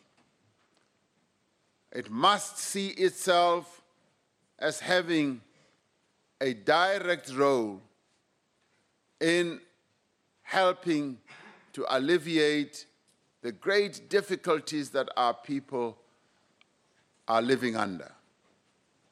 It must address issues of unemployment, but it must also involve itself in the transformation of our society. During the State of the Nation address earlier this month, we outlined some of the key priorities of government for the year. One of these key priorities is land reform. This issue is critical, it is emotive, and it is very sensitive. but it is at the same time an issue that is steeped in the history of our country, but it is also an issue which has brought a great deal of pain and suffering to many of our people. Land dispossession is a defining feature of colonialism and apartheid in South Africa. Land hunger amongst Black South Africans continues to be genuine and pressing. It is urgent, and it is a matter that has to be resolved with great urgency. The time has arrived that we act decisively to resolve this matter. There are those who think that we can leave this matter for later attention, but I can say now that this matter needs to be attended to immediately with the greatest of urgency. It is so because we need to repair the damage that was inflicted upon our people. I was saying to someone the other day that I do not know many Black people who have not been affected by the devastation that was imposed on our people through land dispossession. Almost every household that you can talk to of Black people in this country was affected by land dispossession. So the pain that our people have in their hearts still remains. And our task as leaders, both in government as well as traditional leaders, is to ensure that we repair the damage that was done. As part of the measures to accelerate land redistribution, as we all know, the 54th Conference of the governing party, the African National Congress, resolved that where appropriate and justifiable land will be expropriated without compensation, it will happen. The program of land reform must have clear targets as well as time frames and must be guided by sound legal economic principles and must contribute to the country's overall job creation and investment objectives.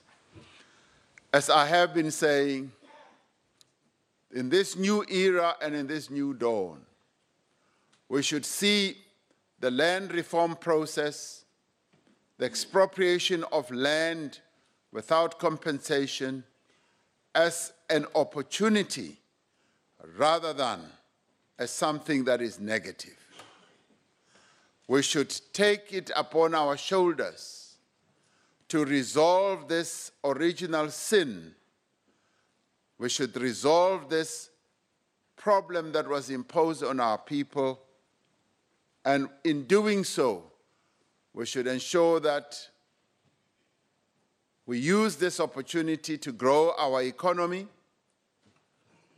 We should use this opportunity to make sure that agricultural production goes higher and higher. And we should use this opportunity to make sure that food security is not compromised. So all in all, this presents us with a great opportunity which we must approach with great skill, with great wisdom, but in a determined way, making sure that we achieve the objectives that are going to advance the interests of our people. By providing more land to more producers for cultivation, and by providing the necessary support, we are laying the foundation for what I would call an agricultural revolution. We are determined to work with traditional leaders to significantly expand agriculture, not only to ensure food security, but also to create jobs on a significant scale and increase the value of our exports. We also want to build partnerships with traditional leaders to tackle the challenge of youth unemployment.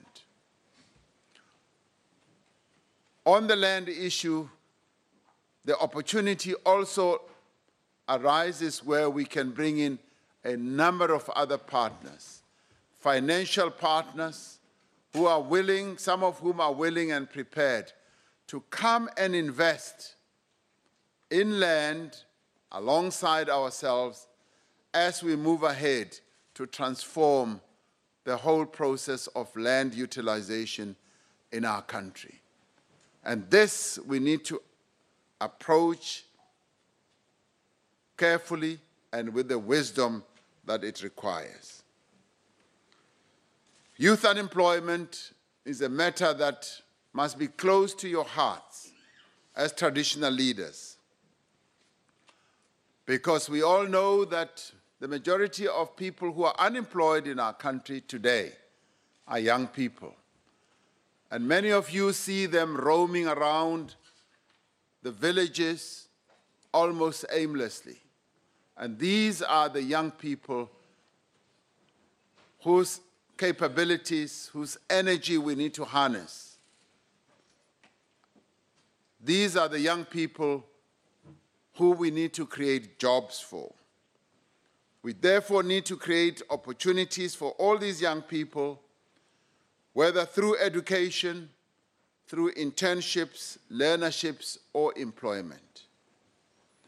I would like to see many of the young people who are roaming around the villages being brought in a massive way in agriculture. As we embark on this agricultural revolution, the young people of our country must be the agricultural revolutionaries that we have been looking for. They are the ones who will take our agriculture to a higher level. As traditional leaders, we therefore should be opening opportunities for them. We should ensure that they participate in the agricultural revolution that is unfolding. We will not succeed in developing rural areas if the youngest and most active and most skilled people leave for cities and metros. I would say that your task as traditional leaders is to find means and ways of incentivizing these young people to stay in the rural areas of our country, but not just to stay, but to be actively involved in endeavors that are going to take the economy of our country forward. As it is now, as traditional leaders, you are sitting on a sector of our economy that has shown the most growth.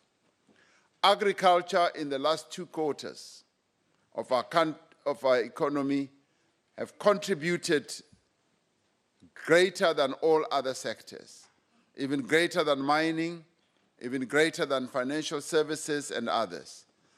It therefore behoves on you as traditional leaders to realize that you are sitting on a sector that can really inject a lot of energy and life into our economy. Agriculture contributes about 32% for the GDP on the whole African continent. But when we look at our own country, it contributes far less than that. Herein lies an opportunity as we move forward with land reform, as we move forward with a greater focus on agriculture.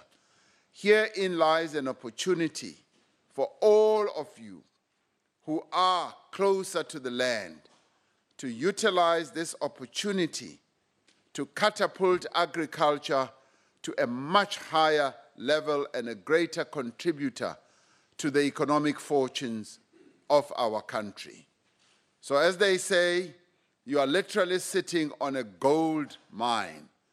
I call this a great agricultural gold mine as traditional leaders, and we want you to participate in this agricultural revolution to take our country forward and to move South Africa into this new dawn that we've been talking about. What it means is therefore that we must create great opportunities for these young people in agriculture, viable careers for them, but it also means that we must engage them. We must talk to these young people and clearly show them the wonderful opportunities that lie there for them. We need, yes, as government, to improve and properly resource TVET colleges and other training institutions, particularly in rural areas. Some of the old agricultural colleges were closed, and we would like to see those colleges being opened so that they can train our young people. And this is where you as traditional leaders could also play an important role. We need to identify investment opportunities in the rural areas, in small towns, and ensure that we use local suppliers and labor when building infrastructure like roads, dams, energy projects, schools, and clinics. We also need to ensure that there is support that we provide, yes, to small businesses and cooperatives that are not only confined in urban areas, but extend also to those people who are business-oriented in the various parts of our country, but especially in rural areas. The national chairperson of the ANC and I as we were flying around the country visiting you, Your Majesties, we were quite concerned and depressed as we saw a number of areas in our country lying fallow. Many tracts of land in our country we found lying fallow, not having been planted in the summer season. And we wondered to ourselves, why are we leaving the land in our areas, in traditional areas where our people live, to lie fallow without being worked? And as we flew over many of these areas, we saw a great opportunity. And this is precisely the opportunity I'm talking about, that a great revolution can actually commence. And government must come to the assistance, yes, of our people through providing implements, providing tractors, providing seed, providing fertilizer, so that we can get our people in the rural areas back to work. That is what we should be doing. And this is what we would like to see happening. And for it to happen effectively, we are going to need the support and assistance of our traditional leaders in various parts of our country.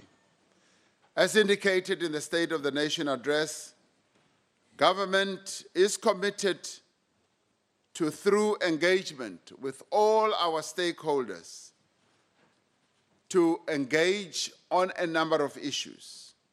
We are also going to be commencing engagement on a new version of the mining charter.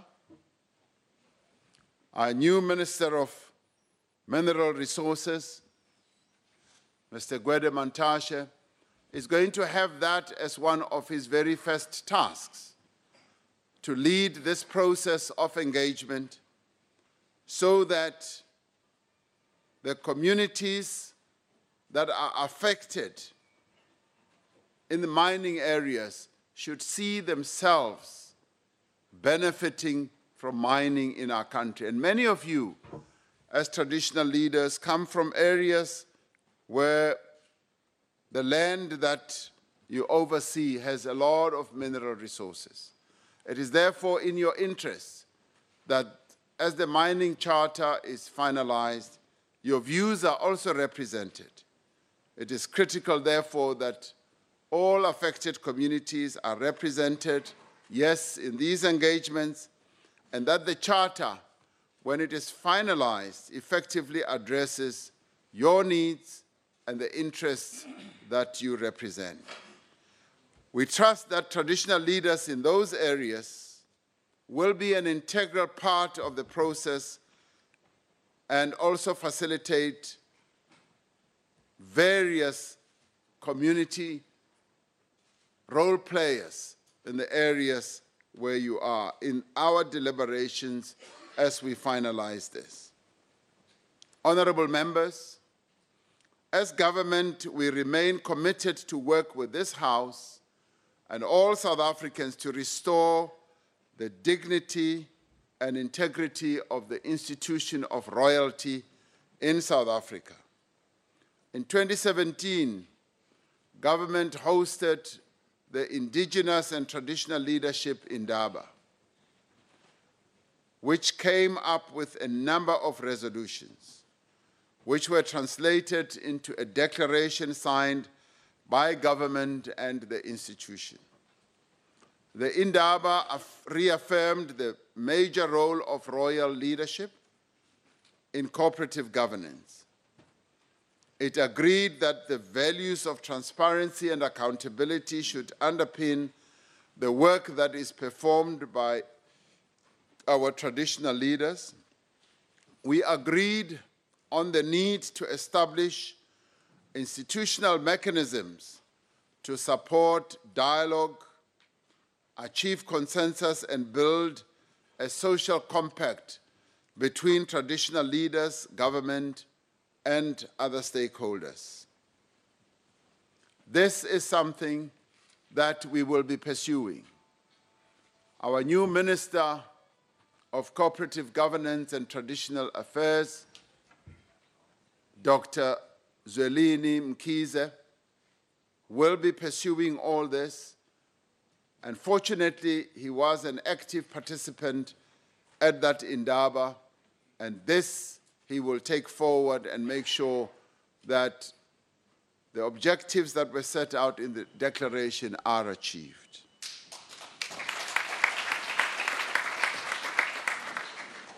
Honorable members, I am aware that the Traditional Courts Bill is currently before Parliament. I urge the institution of traditional leadership to participate in all the legislative processes to ensure that the bill is in line with customary practice and serves the interests of justice and the needs of our people. The other pending pieces of legislation, the Traditional and Khoisan Leadership Bill and the Customary Initiation Bill, must be fast-tracked to ensure that they provide an enabling environment for the institution to realize its constitutional mandate. The Traditional and Khoisan Leadership Bill was passed by the National Assembly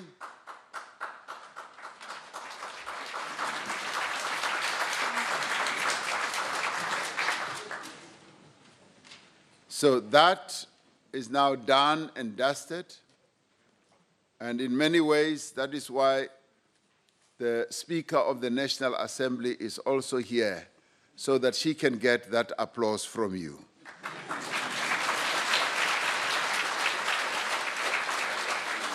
Now, it is currently with the National Council of Provinces, and the chairperson of the NCOP is also here so that she can get your applause in anticipation.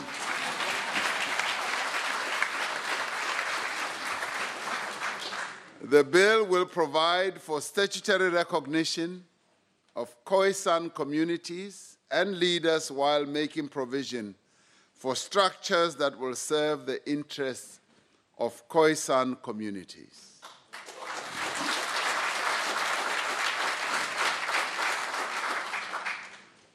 You will remember that before Christmas, we had a demonstration and sit-in at the union buildings by some of our Khoisan compatriots.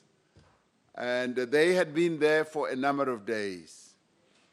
And there were a number of calls from around the country that I should go and receive a memorandum from them, because they had been on a hunger strike for more than 19 days.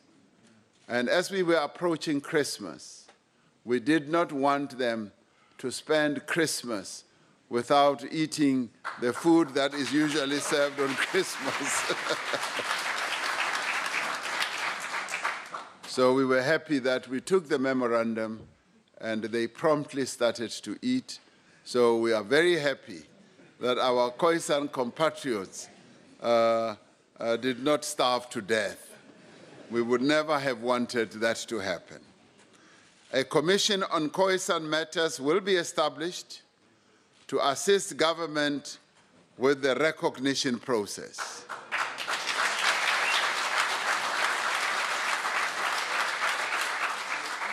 Considering fatalities, injuries, and mismanagement of the customary practice of initiation, government has drafted the customary initiation bill to regulate this cultural practice. We need to deal decisively with the deaths that take place in the customary initiation schools.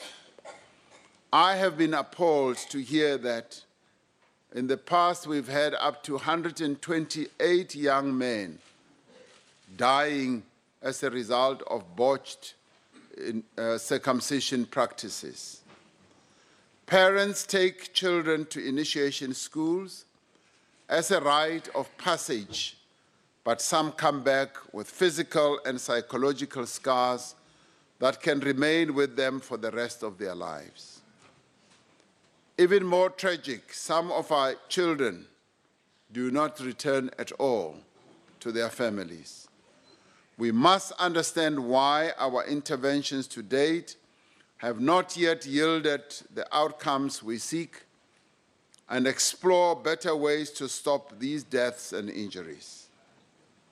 Honorable members, we meet here in the immediate aftermath of a great tragedy that has struck our people and the community of Engob.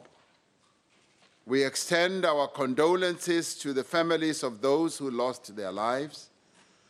We call on our traditional leaders and the community of Engobo to stand together to defeat crime, social discord, and the misappropriation of religion. Once again, thank you for the opportunity to address you today. For me, this is the highlight of my work as President of the Republic. As we've been traveling around the country, I can promise you, as we've been meeting with many of you, that is something that has filled us with a great deal of joy. Because as we go around and we interact with you, we get a sense that we are actually touching and feeling the pulse beat of our people. As we talk to you, we get to better understand the aspirations of our people, because as their traditional leaders, those aspirations, those concerns, those hopes are best represented in you as the leaders of our people. So as we go around paying our respects to you and those that we have not yet come around to, we will do so in due time. You honor us by receiving us in your palaces and your areas, and we thank you dearly for that. And as I stand here, I see a number of those who I have met, together with the other leaders of the governing party, and we thank you dearly for opening your arms and your hearts, and by so doing, We also know that you are opening the hearts and the arms of the communities that you lead. And we thank you also for having declared very openly to us that you are prepared to deal with whatever challenges that there may be through dialogue, through collaboration, through working together. Because this is the era of us all as South Africans to work together. And for us, there can be no greater joy than to know that the traditional leaders, the natural leaders of our people, are prepared to work with us. We, the elected leaders, you as the natural and traditional leaders, you are prepared to work with us, and we thank you for this. We will promise that we will continue to engage with you, we will continue to work with you, we will continue to seek to find solutions to whatever problems that may arise. For problems will always arise, but we should never see them as problems, but we should always see them as great opportunities to resolve difficulties. Let us see problems as opportunities rather than difficulties. That I urge you that we should do together.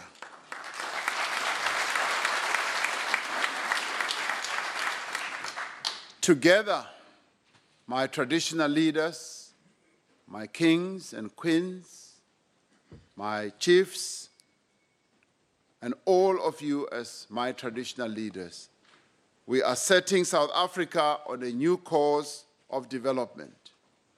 We are setting our country on a new course of unity and enduring peace. Together, we are placing the needs of our citizens and our people first. This places, yes, a responsibility on us to collaborate more, to talk more with each other, and not to talk against each other. This means that the problems and the concerns that arise, we should also deal with them openly and directly. If there are problems, press that button on speed dial and press that number so that we can talk. As we celebrate the centenary of the birth of Nelson Rolihlahla Mandela, let us together reaffirm our shared commitment to serve our people. Let us affirm our shared determination to improve the lives of the poor and the marginalized, and to build a united South Africa.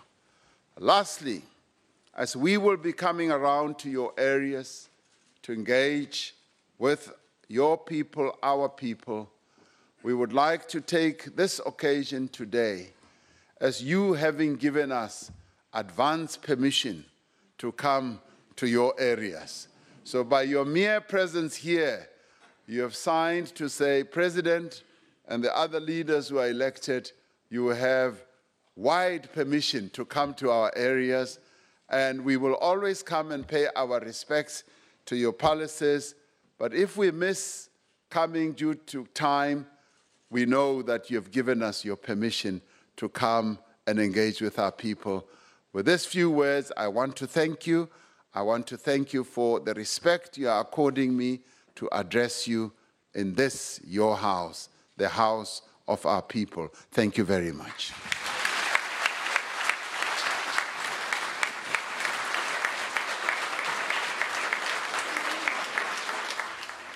Well, that was President Cyril Ramaphosa addressing the traditional leaders for the first time as head of state at the official opening of the traditional leaders this morning. We'll take a short break here on SABC Newsroom. When we come back, all your headlines.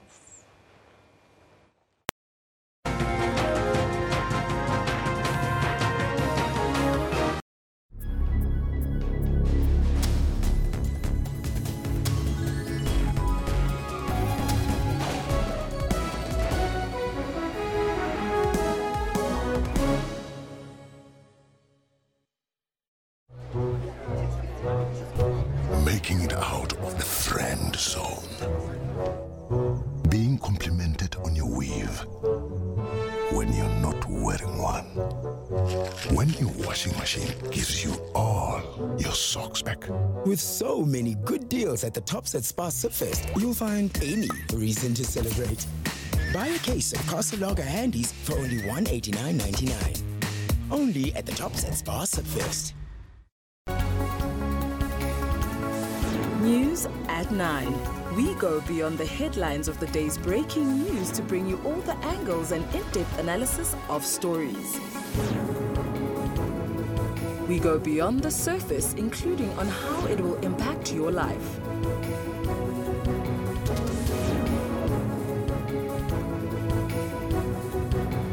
Join us every day at 9 to zoom in on the day's big stories.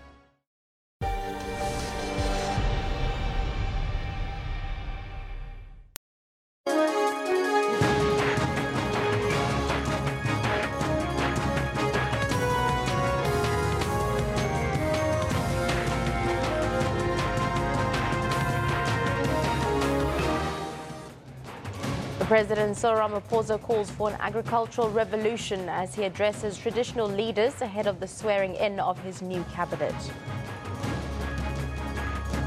The SAC holds a memorial service for the retired soldier and 5 police officers killed in the line of duty last week. On the anniversary of his death, the PAC remembers its founding leader, Robert Mangaliso Sobukwe.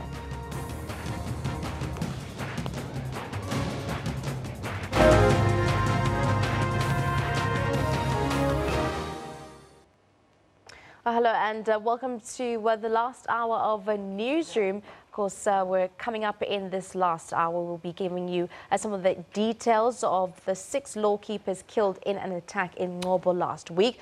We'll also have a look at some of your views and get the latest from the continent.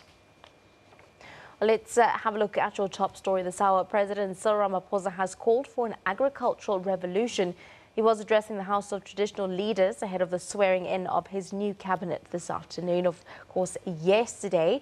And Ramaphosa also highlighted the role of traditional leaders in the goal for renewal of South Africa. He told the House that they should collaborate with government to ensure that enough land is distributed towards agricultural production.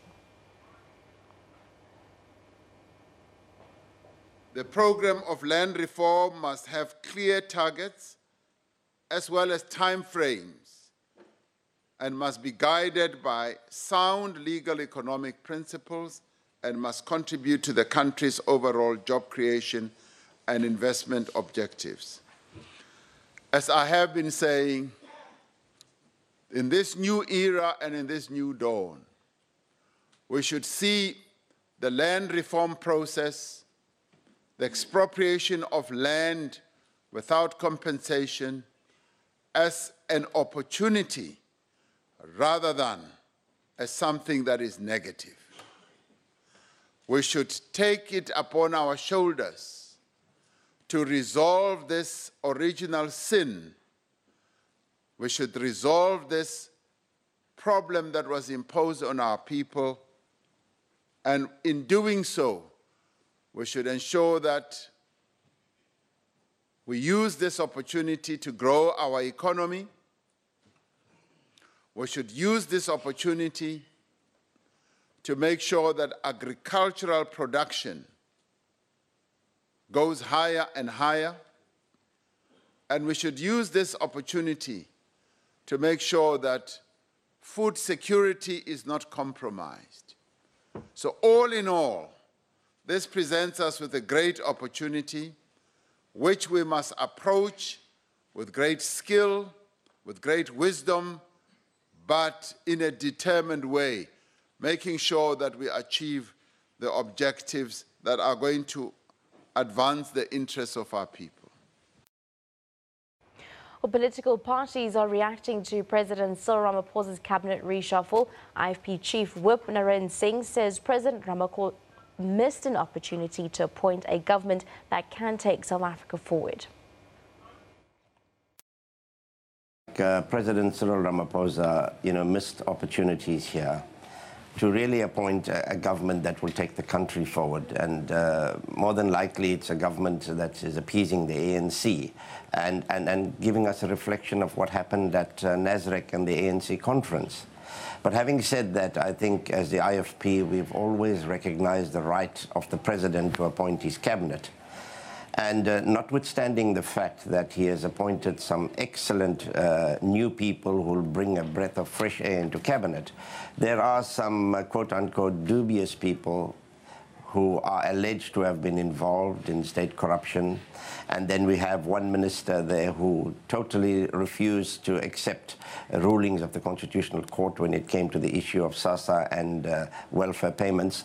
So time is going to tell whether or not those ministers are going to perform, or whether the president himself is going to have to change sooner rather than later when investigations show that some of these members should not be in his cabinet. But are you not convinced that perhaps the president has sort of tried to clean up the cabinet, because we've seen some of the ministers who were implicated in state capture having vacated their seats? No, an excellent job has been done in that regard, of removing those people who are alleged to have been involved in state capture. But within the new cabinet, there are others who have a whiff of also being involved. And we trust that the president's not going to stop with investigations, and the Commission of Inquiry that will be headed by Deputy Chief Justice Ray Zondo will bring out some other cabinet ministers who probably are in this cabinet that have also had their finger in the till. All right, your quick reaction to the appointment of David Mabuza as the country's deputy president. A quick one on this. Well, quick one is that, here again, pressure from the ANC, but we know there are clouds hanging over his head, and sooner rather than later that needs to be investigated. And if he's cleared of all the accusations against him, well and good. And if he's not cleared, then obviously you cannot have a deputy president in that position. Well, plenty of mixed reaction to President Cyril Ramaphosa's cabinet reshuffle. Some have reacted with cautious optimism, while others have criticised some of the changes. With Nhlanhla Nene returning as Finance Minister, Malusi Gigaba having been moved back to the Department of Home Affairs.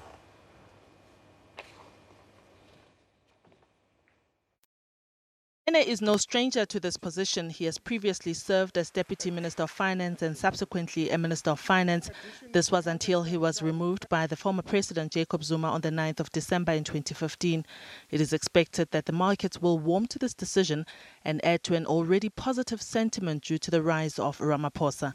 Nene has been able to gather a rich pool of intellectual and technical skill, which was subsequently dispersed. Nene was removed by Zuma against the promise that he would head up a new African regional center of the new development bank. But that never materialized, and Nene found his way into the private sector. He is currently the interim head of Wits Business School and is an advisor at Tebe Investments. He holds a BCom honors in economics and advanced diploma in economic policy. Nhlanhla Nene will be sworn in as the Minister in Parliament, Cape Town, on Tuesday after he is sworn in as a Member of Parliament. SABC News, Johannesburg. Well, today marks 40 years since the death of Robert Mangaliso Sobukwe. He died in 1978 in Kimberley Hospital after battling with lung cancer. The 40th anniversary of Sobukwe's death coincides with the celebration of another fellow anti-apartheid giant who would have turned 100 this year, Mr. Nelson Mandela. Well, Sobukwe was born in Graaff-Reinet in the former Cape Province on the 5th of December 1924. He was known as the Professor, or simply Prof, to his close comrades and followers, a testament to his educational achievements and powers of his speech and persuasion. On the 21st of March 1960, the PAC led a nationwide protest against the hated past law. Following his arrest, he was charged with and convicted of incitement and sentenced to 3 years in prison. Upon his first release, he was resentenced through the introduction of what he called the Sobukwe Clause to keep him in jail. He was released from Robben Island in 1969 and banished to Galeshwe in Kimberley. Well, a witness from Statistics South Africa is scheduled to testify at the Murane Commission today. Yesterday, the Commission heard evidence from the Independent Electoral Commission that KZN has 50% more by-elections than any other province. The head of the provincial IEC, Mawetu Moseri, also revealed that conducting repeated by-elections hit their budget very hard.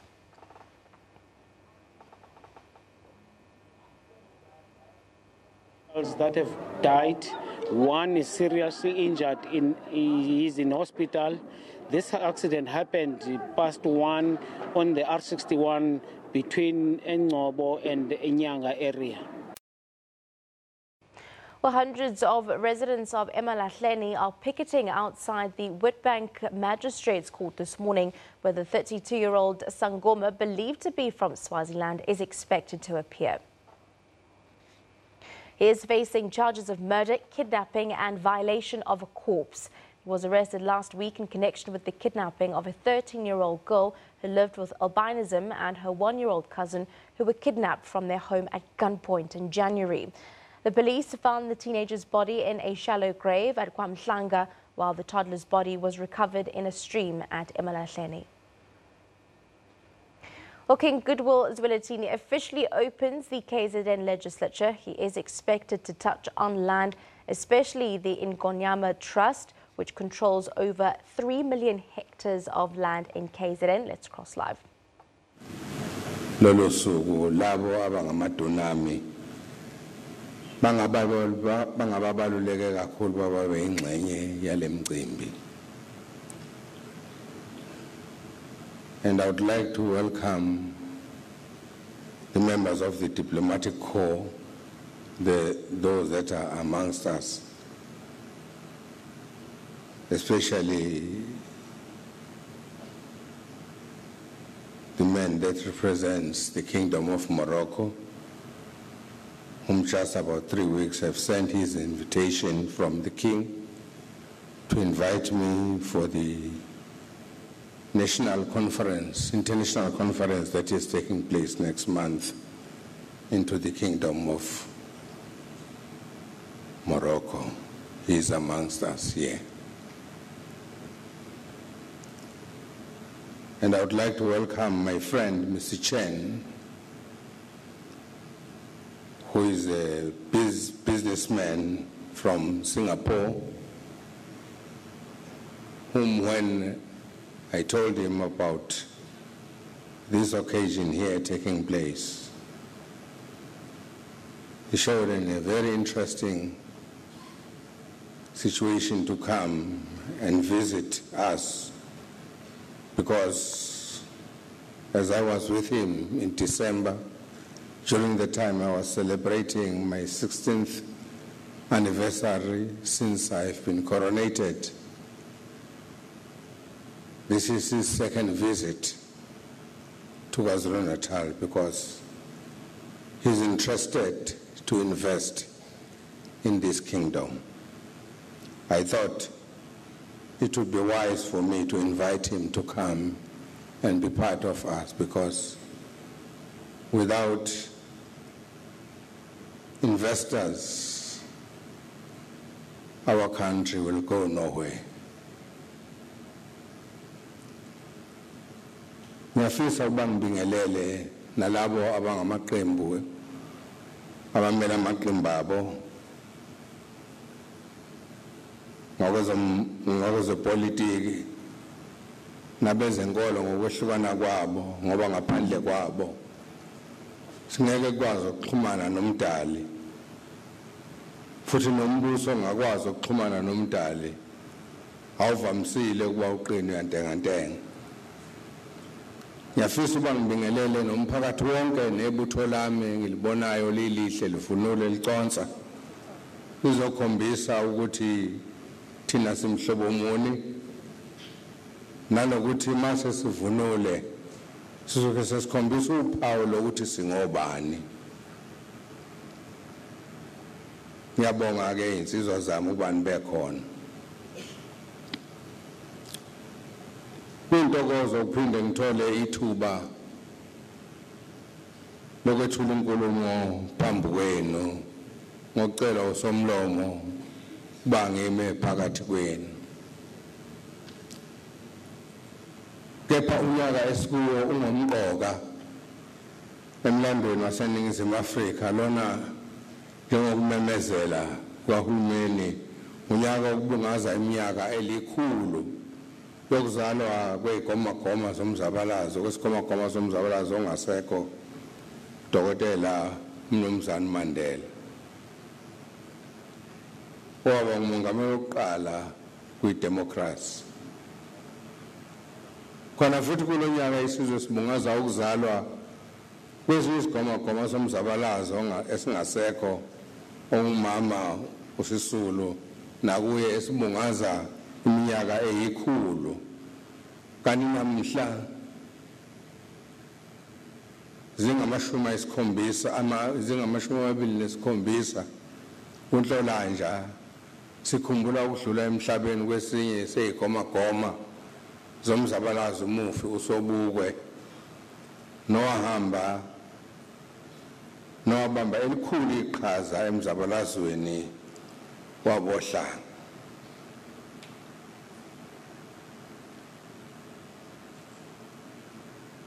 Uma ngikhumbula kahle ngangisemncane ngaleso sikhathi eshona ubaba uSobukwe noma ngase ngikhulakhulile. Kodwa ngiyakhumbula ukuthi ubaba umntwana waphinda ngena kahambanga kahle kulowo mncwabo waya yena. Kodwa kahambanga kahle. Kwakhombisa ukuthi asikavuthwa kwipolitiki. Ngiyaxolisa nje ukusho lokho ngoba ngiyazi zaseqalile inhlukwano. Kodwa ekugcineni kubalekile ukuthi kube izinto ezincane zisifundise ukuyela esigabeni sokuhloniphana.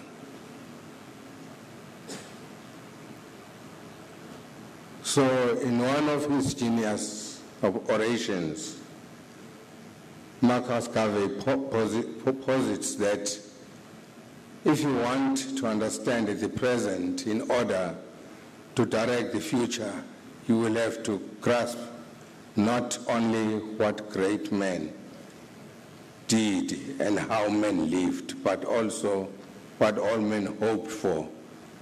As there were many things which men lived for, but also what all men hoped for.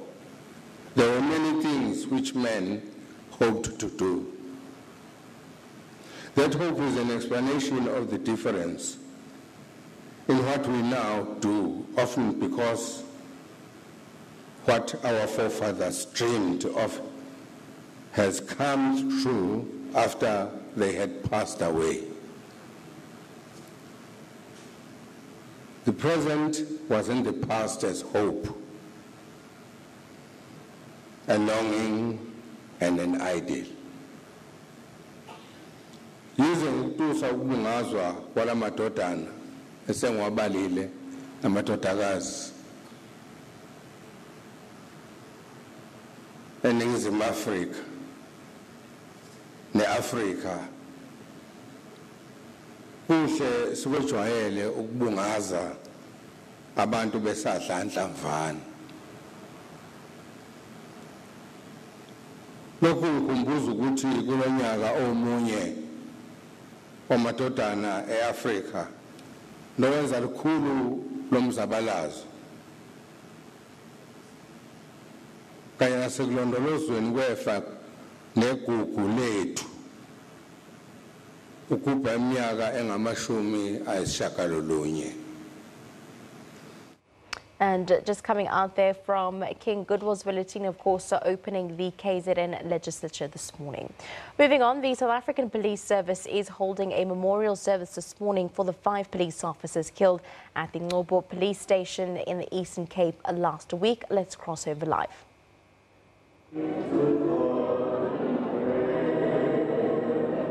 Thank you very much.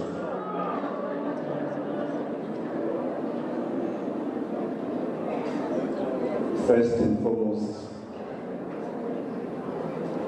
mandibulise inqanga benenziba zayo. Okwesibili, mandiye kwintsapho ezithe zafikelelwa lisihlangu. ebekhona uThixo usekhona nangoku usawuzayo bakho. Okwesibini mandibhekise nakulo sabo lwase Northwest kwinkokheli yabo elapha, inkokheli PC sigqithisa amazwi ovelana usapho lwakho oluthe nalo lwazawela kule ndawo yethu, uzothumele ke imiyalezo yethu, our heartfelt condolences to the entire SARS family. Mandiphinde kwakhona ke ndize kolu sapho le family esiyipati yayo.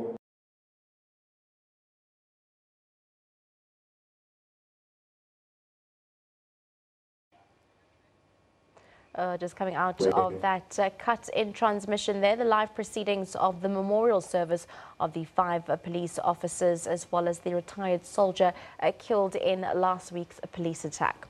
Well, small and medium enterprises have been identified as productive drivers of inclusive economic growth and development in South Africa and around the globe. Some researchers have estimated that in South Africa, small and medium-sized enterprises make up 91% of formalized businesses, provide employment to about 60% of the labor force, and total economic output accounts for roughly 34% of GDP. Well, joining us in studio to talk about small-medium enterprises and its role in the economy is multi-entrepreneur, international speaker, author, innovation strategist, and business consultant, all the way from the Central African Republic, Stella Bida. Very good morning to you. Thank you very much for joining us this morning. Good morning, Shante. Essentially, who is Stella Bida and what brings you to South Africa? Well, Stella Bida is, as you said, an entrepreneur, first of all, who is in her quest to empower business owners to find ways to really control their own destiny. So what brings me to South Africa today is to show them how they can truly do that. And now, what does the SME landscape look like in Africa? The SME landscape is a huge opportunity for the whole African continent, not only for Africa also, but also globally. As you said, it really is a factor of growth in the economy because it represents a source of employment. And I think what needs to be done on it is really to take like the whole potential it can bring to the growth of the economy. So that's what needs to be done. And now, how does one actually make it as an entrepreneur in a struggling economy? I think the struggling economy needs to be taken on the other side, you know. Behind the struggle, there are a lot of opportunities for the SMEs within South Africa and Africa itself. How it needs to be taken is that it is a sense of opportunity, and the only thing which is maybe lacking is to find the guidance, have the right spirit, have the right mindset. I think entrepreneurs in South Africa have the whole passion about bringing their success, but they just need to find the right mindset. And this is key to any success within an SME. Definitely. With that being said, how does one actually sustain growth and development as a business person? As a business person, it first starts, I think, with the person itself. You need to find a way to grow yourself before you can even grow your company and grow other people or other companies. So I think it starts first with self-development and self-growth by finding the right trainings, the right coaching, the right people who can really guide you through that specific path of success and avoid you to be melted in other directions, which would not lead you quickly to what you want. Definitely. Now, you recently joined several respected speakers in addressing over 1,500 local, international to small and medium businesses. Take us through your experience at the event and what stood out for you. So this event I joined during the weekend. It's called the Money, Wealth and Business Conference, which is organized by the J.T. Fox organization, which actually has already shown specific results within the country of bringing entrepreneurs towards their success. What I've experienced is really that I found out that there are many people who have the passion to really make it as a result within a success in their company. And during that weekend, I have experienced that people are there to find the guidance. They have the passion, but they need to find the how. They need to find the right people who to turn to in order to find the way of how they can really take action and transform their actions into results. Yes. Now, speaking to you off air, just before we went on air, you were telling me about your involvement in being in a predominantly male industry in IT, and not necessarily taking the career path that your parents had planned for you. You also mentioned that you have base in the hair and beauty industry. What essentially is your advice then to other small SMEs and entrepreneurs in South Africa? I think the advice I would give, I found out that one of the main issues they're facing, one of the main struggle, is to find customers. And I think the best way I have been able to find my customers is by diversifying myself and not being hidden into a little box. What I mean by that is that business owners should be open to the reality of the market. They should not be stuck in what they think is the right path, but they should listen really truly to their customers, and that's what I've done.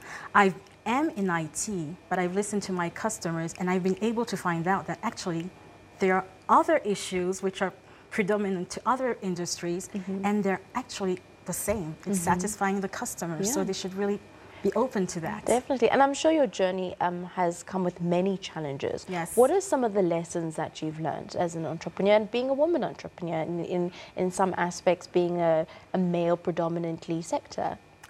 What I found out is that no matter in which type of minority you are, whether it's because you're a woman in the predominant male domain, whether it's because you're a minority, no matter the minority type, the way you can make yourself respected is by showing results. So you should overcome the way people judge you, the way people think you should do things. I think the best way to convince people that what you're doing is truly the best thing is just to do it and show results. Now, I'm not going to ask you your age, because I mean, you don't do that, but you seem very young, you seem very dynamic and passionate. Take us through the interest that you've seen in fellow young entrepreneurs. Is there enough? Is there room for growth? And where do you think are the missing links, if there aren't? Yes. So what I found out is that most of the SMEs in South Africa, and these are for the ones which are known, they represent more than 55% of the SMEs. And I think that the youth represent a growth of opportunity, a big one. So that's a first path. The second path would be for women. So I think that women, I found out that the new companies which are being built are mostly out of more than 45% done by women. And I think that we're missing a huge part of the statistics, because what I found out this weekend is that a lot of women want to take the path of entrepreneurship, but because they're maybe surrounded not by the right people, not by the right family members, they're not able to find their own path. So I think women empowerment can really build.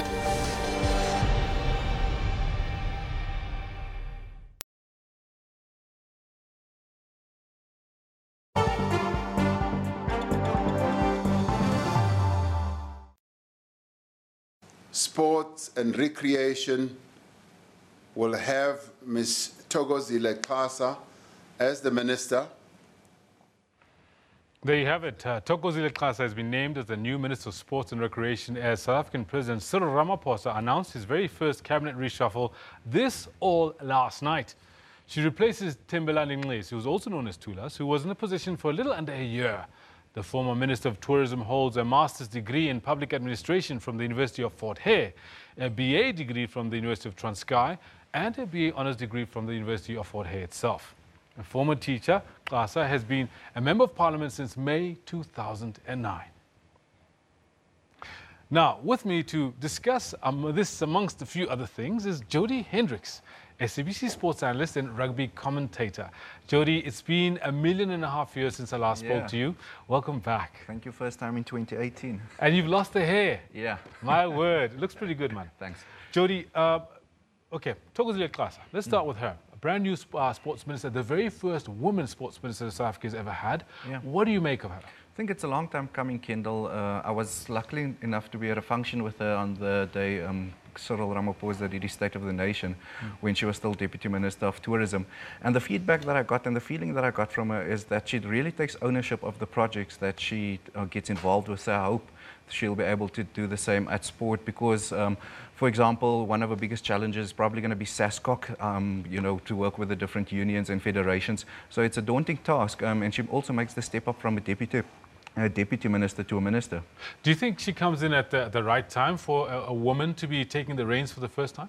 I think it's going to be difficult, taken into consideration that we have an election next year and we don't know what's going to happen after that. But definitely, if she can take the ownership of the post in the next 18 months while she's in charge, you know, hopefully get our Springboks, the Proteas and all them, because political will goes a long way in helping our national teams as well. So it's going to be tough for her. It's only for a short period, but let's wish her everything of the best. So you don't think that she's just in to fill in time until the election? I think a lot of, from what I've picked up in the media, is that a lot of ministers is only holding out to the election, so we can't speculate with her specifically. It would be nice if she's there for the long haul and be able to build relationships with the different federations, but let's see what happens after 2019. So, things like the Transformation Charter and all of the work that Fikile Mbalula had started, which seemed to sort of die a slow and a natural death under Thulas Nxesi. Do you think it gets revived or stays on the back burner where it's been over the last few months? That's where the relationship with the different federations will come in. I think if the federations do what they said they were going to do in those charters, she will have a good relationship with them. If they don't, she will have to wrap them over the knuckles and say, you're not achieving points X, Y, and Z, and we need to step up or we need to do more in that area. Now, you mentioned a little bit about the big sports federations that she's going to have to deal with. Amongst them, the Proteas. Morne Morkel has announced that he's going to be leaving the Proteas at the end of this Australian tour. A very big loss for South African cricket. Having said that, he's been a solid soldier for the cause for some time now. Yeah, for the past 12 years. And I thought it's a bit premature. I know that a lot of the senior guys like AB, Dale Steyn, Morne Morkel, I thought would all hold that till the 2019 World Cup and then all Vernon Philander all retire after that.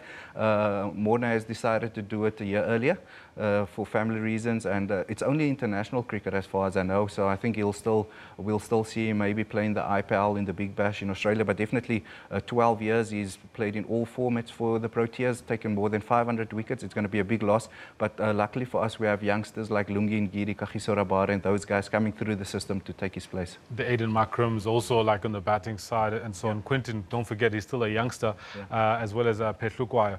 Look, enough about the cricket. Let's talk a little bit about the rugby. That's the main reason why I wanted to chat to you today.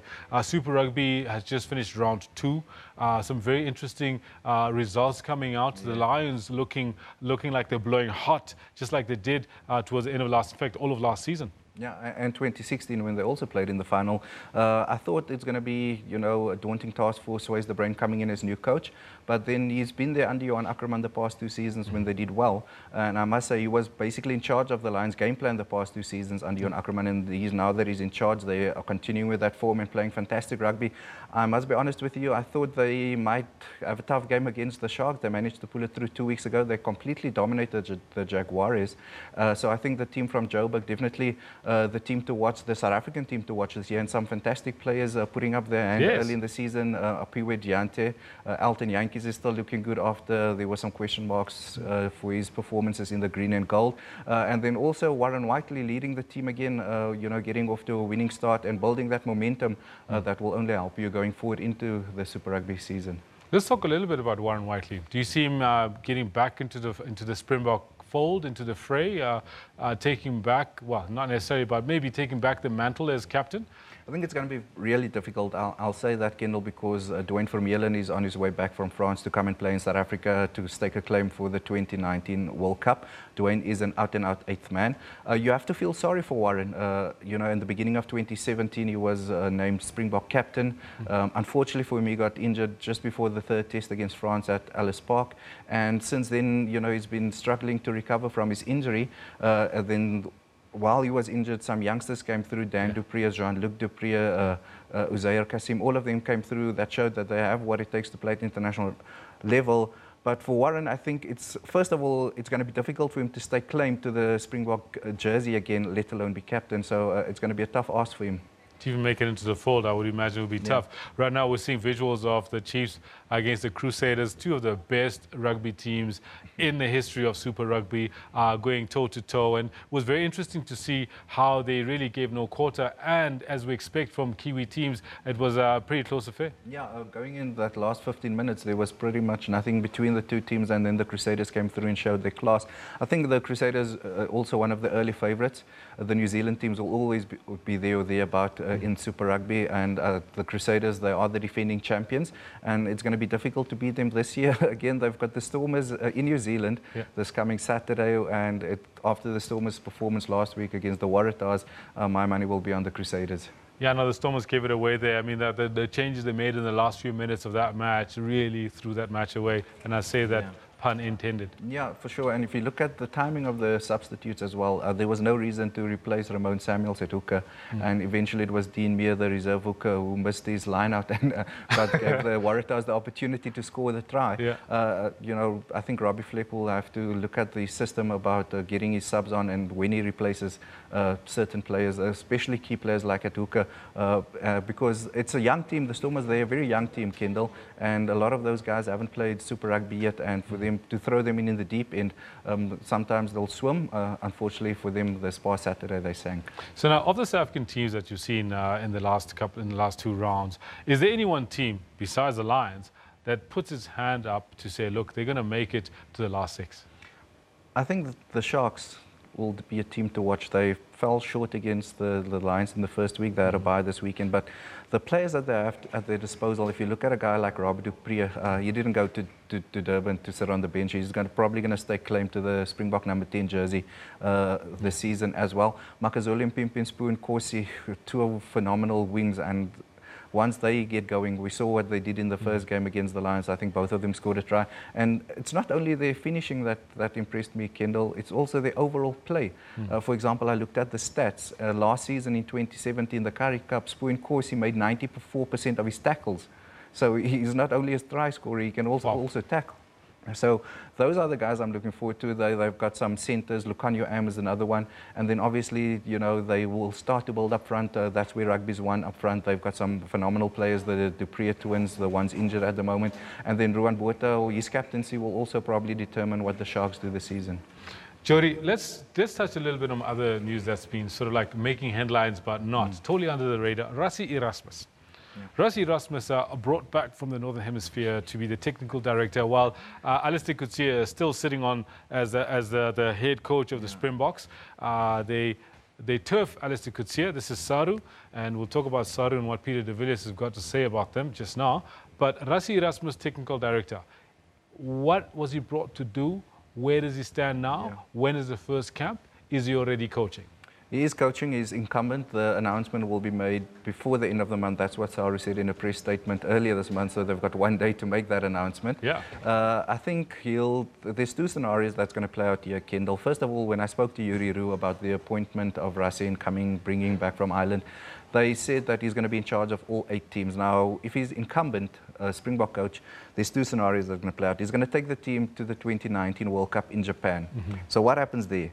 If the Springboks fall out in the quarterfinal, it's fine. Rassie goes back to his post as director of rugby. Say if by some miracle they make the final, I don't see the Springboks winning the World Cup, but let's say they make the final, then there's going to be a certain chorus that's going to say Rassie should stay on. What happens to the director of rugby post then? And that's when it's going to become interesting. My final thought on this whole thing is that It's nice to have friends in high places. Yeah. It's nice to have friends in Very high well places. put. Yeah. No, very well put. It seemed very interesting how he was sought after he'd left in a huff with some of his staff and so on and so forth. We need to give perspective to this because the Springboks in 2016, or SA Rugby made a loss of 23 million rand. That's on record. Yet they had enough money to go and buy Rassie out of a European contract and pay euros for them to release him. So it shows there was definitely people batting for him. Look, he was one on the front runner from even before Alistair was appointed, and then there were a certain faction within SARU that said no, but we need to play the transformation card. And then there were some guys batting for Alistair. They gave Alistair a completely raw deal, and I'm surprised that Alistair lasted 2 years in the job. You know, I heard he was going to go after year one, but now they've got their man in place, and hopefully when they make the announcements, let's see what he does. Not starting against England anymore in June. They'll be playing that game against Wales in Washington on a week before that. So it's going to be interesting times. Yeah, no, we talk about how Alistair got a raw deal. He made his bed. Yeah. Now, let's talk about what a person who believes the same, Peter de Villiers. He was the one coach who also got an extremely raw deal from SARU. He had a lot to say about SARU very recently, as he got appointed as Zimbabwe national head coach, claiming that SARU had blacklisted him and worked actively against him getting employed by anyone. In fact, even the Zimbabwe Union seemed to be batting on his side and backed up Peter de Villiers' claims. Yeah, well, first of all, SARU denied the fact that they ever blacklisted him. He took him 7 years to get a job. The last guy, let's just put it on the table. Thank you. Kendall, the last guy to beat the All Blacks in New Zealand. So, and it's been a long time since then. Is he not also the only coach to have ever beaten the All Blacks 3 times? Yeah, the only coach ever in the history of rugby union. Yeah. Wow. So there's a lot of.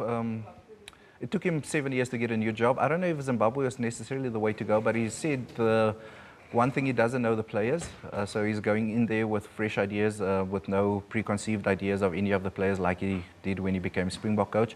He had calls from all over the world, England, Canada, France, guys that are now interested in coming to play for Zimbabwe, who qualifies to play for Zimbabwe. He's also been traveling around in South Africa, scouting for players with a Zimbabwean heritage.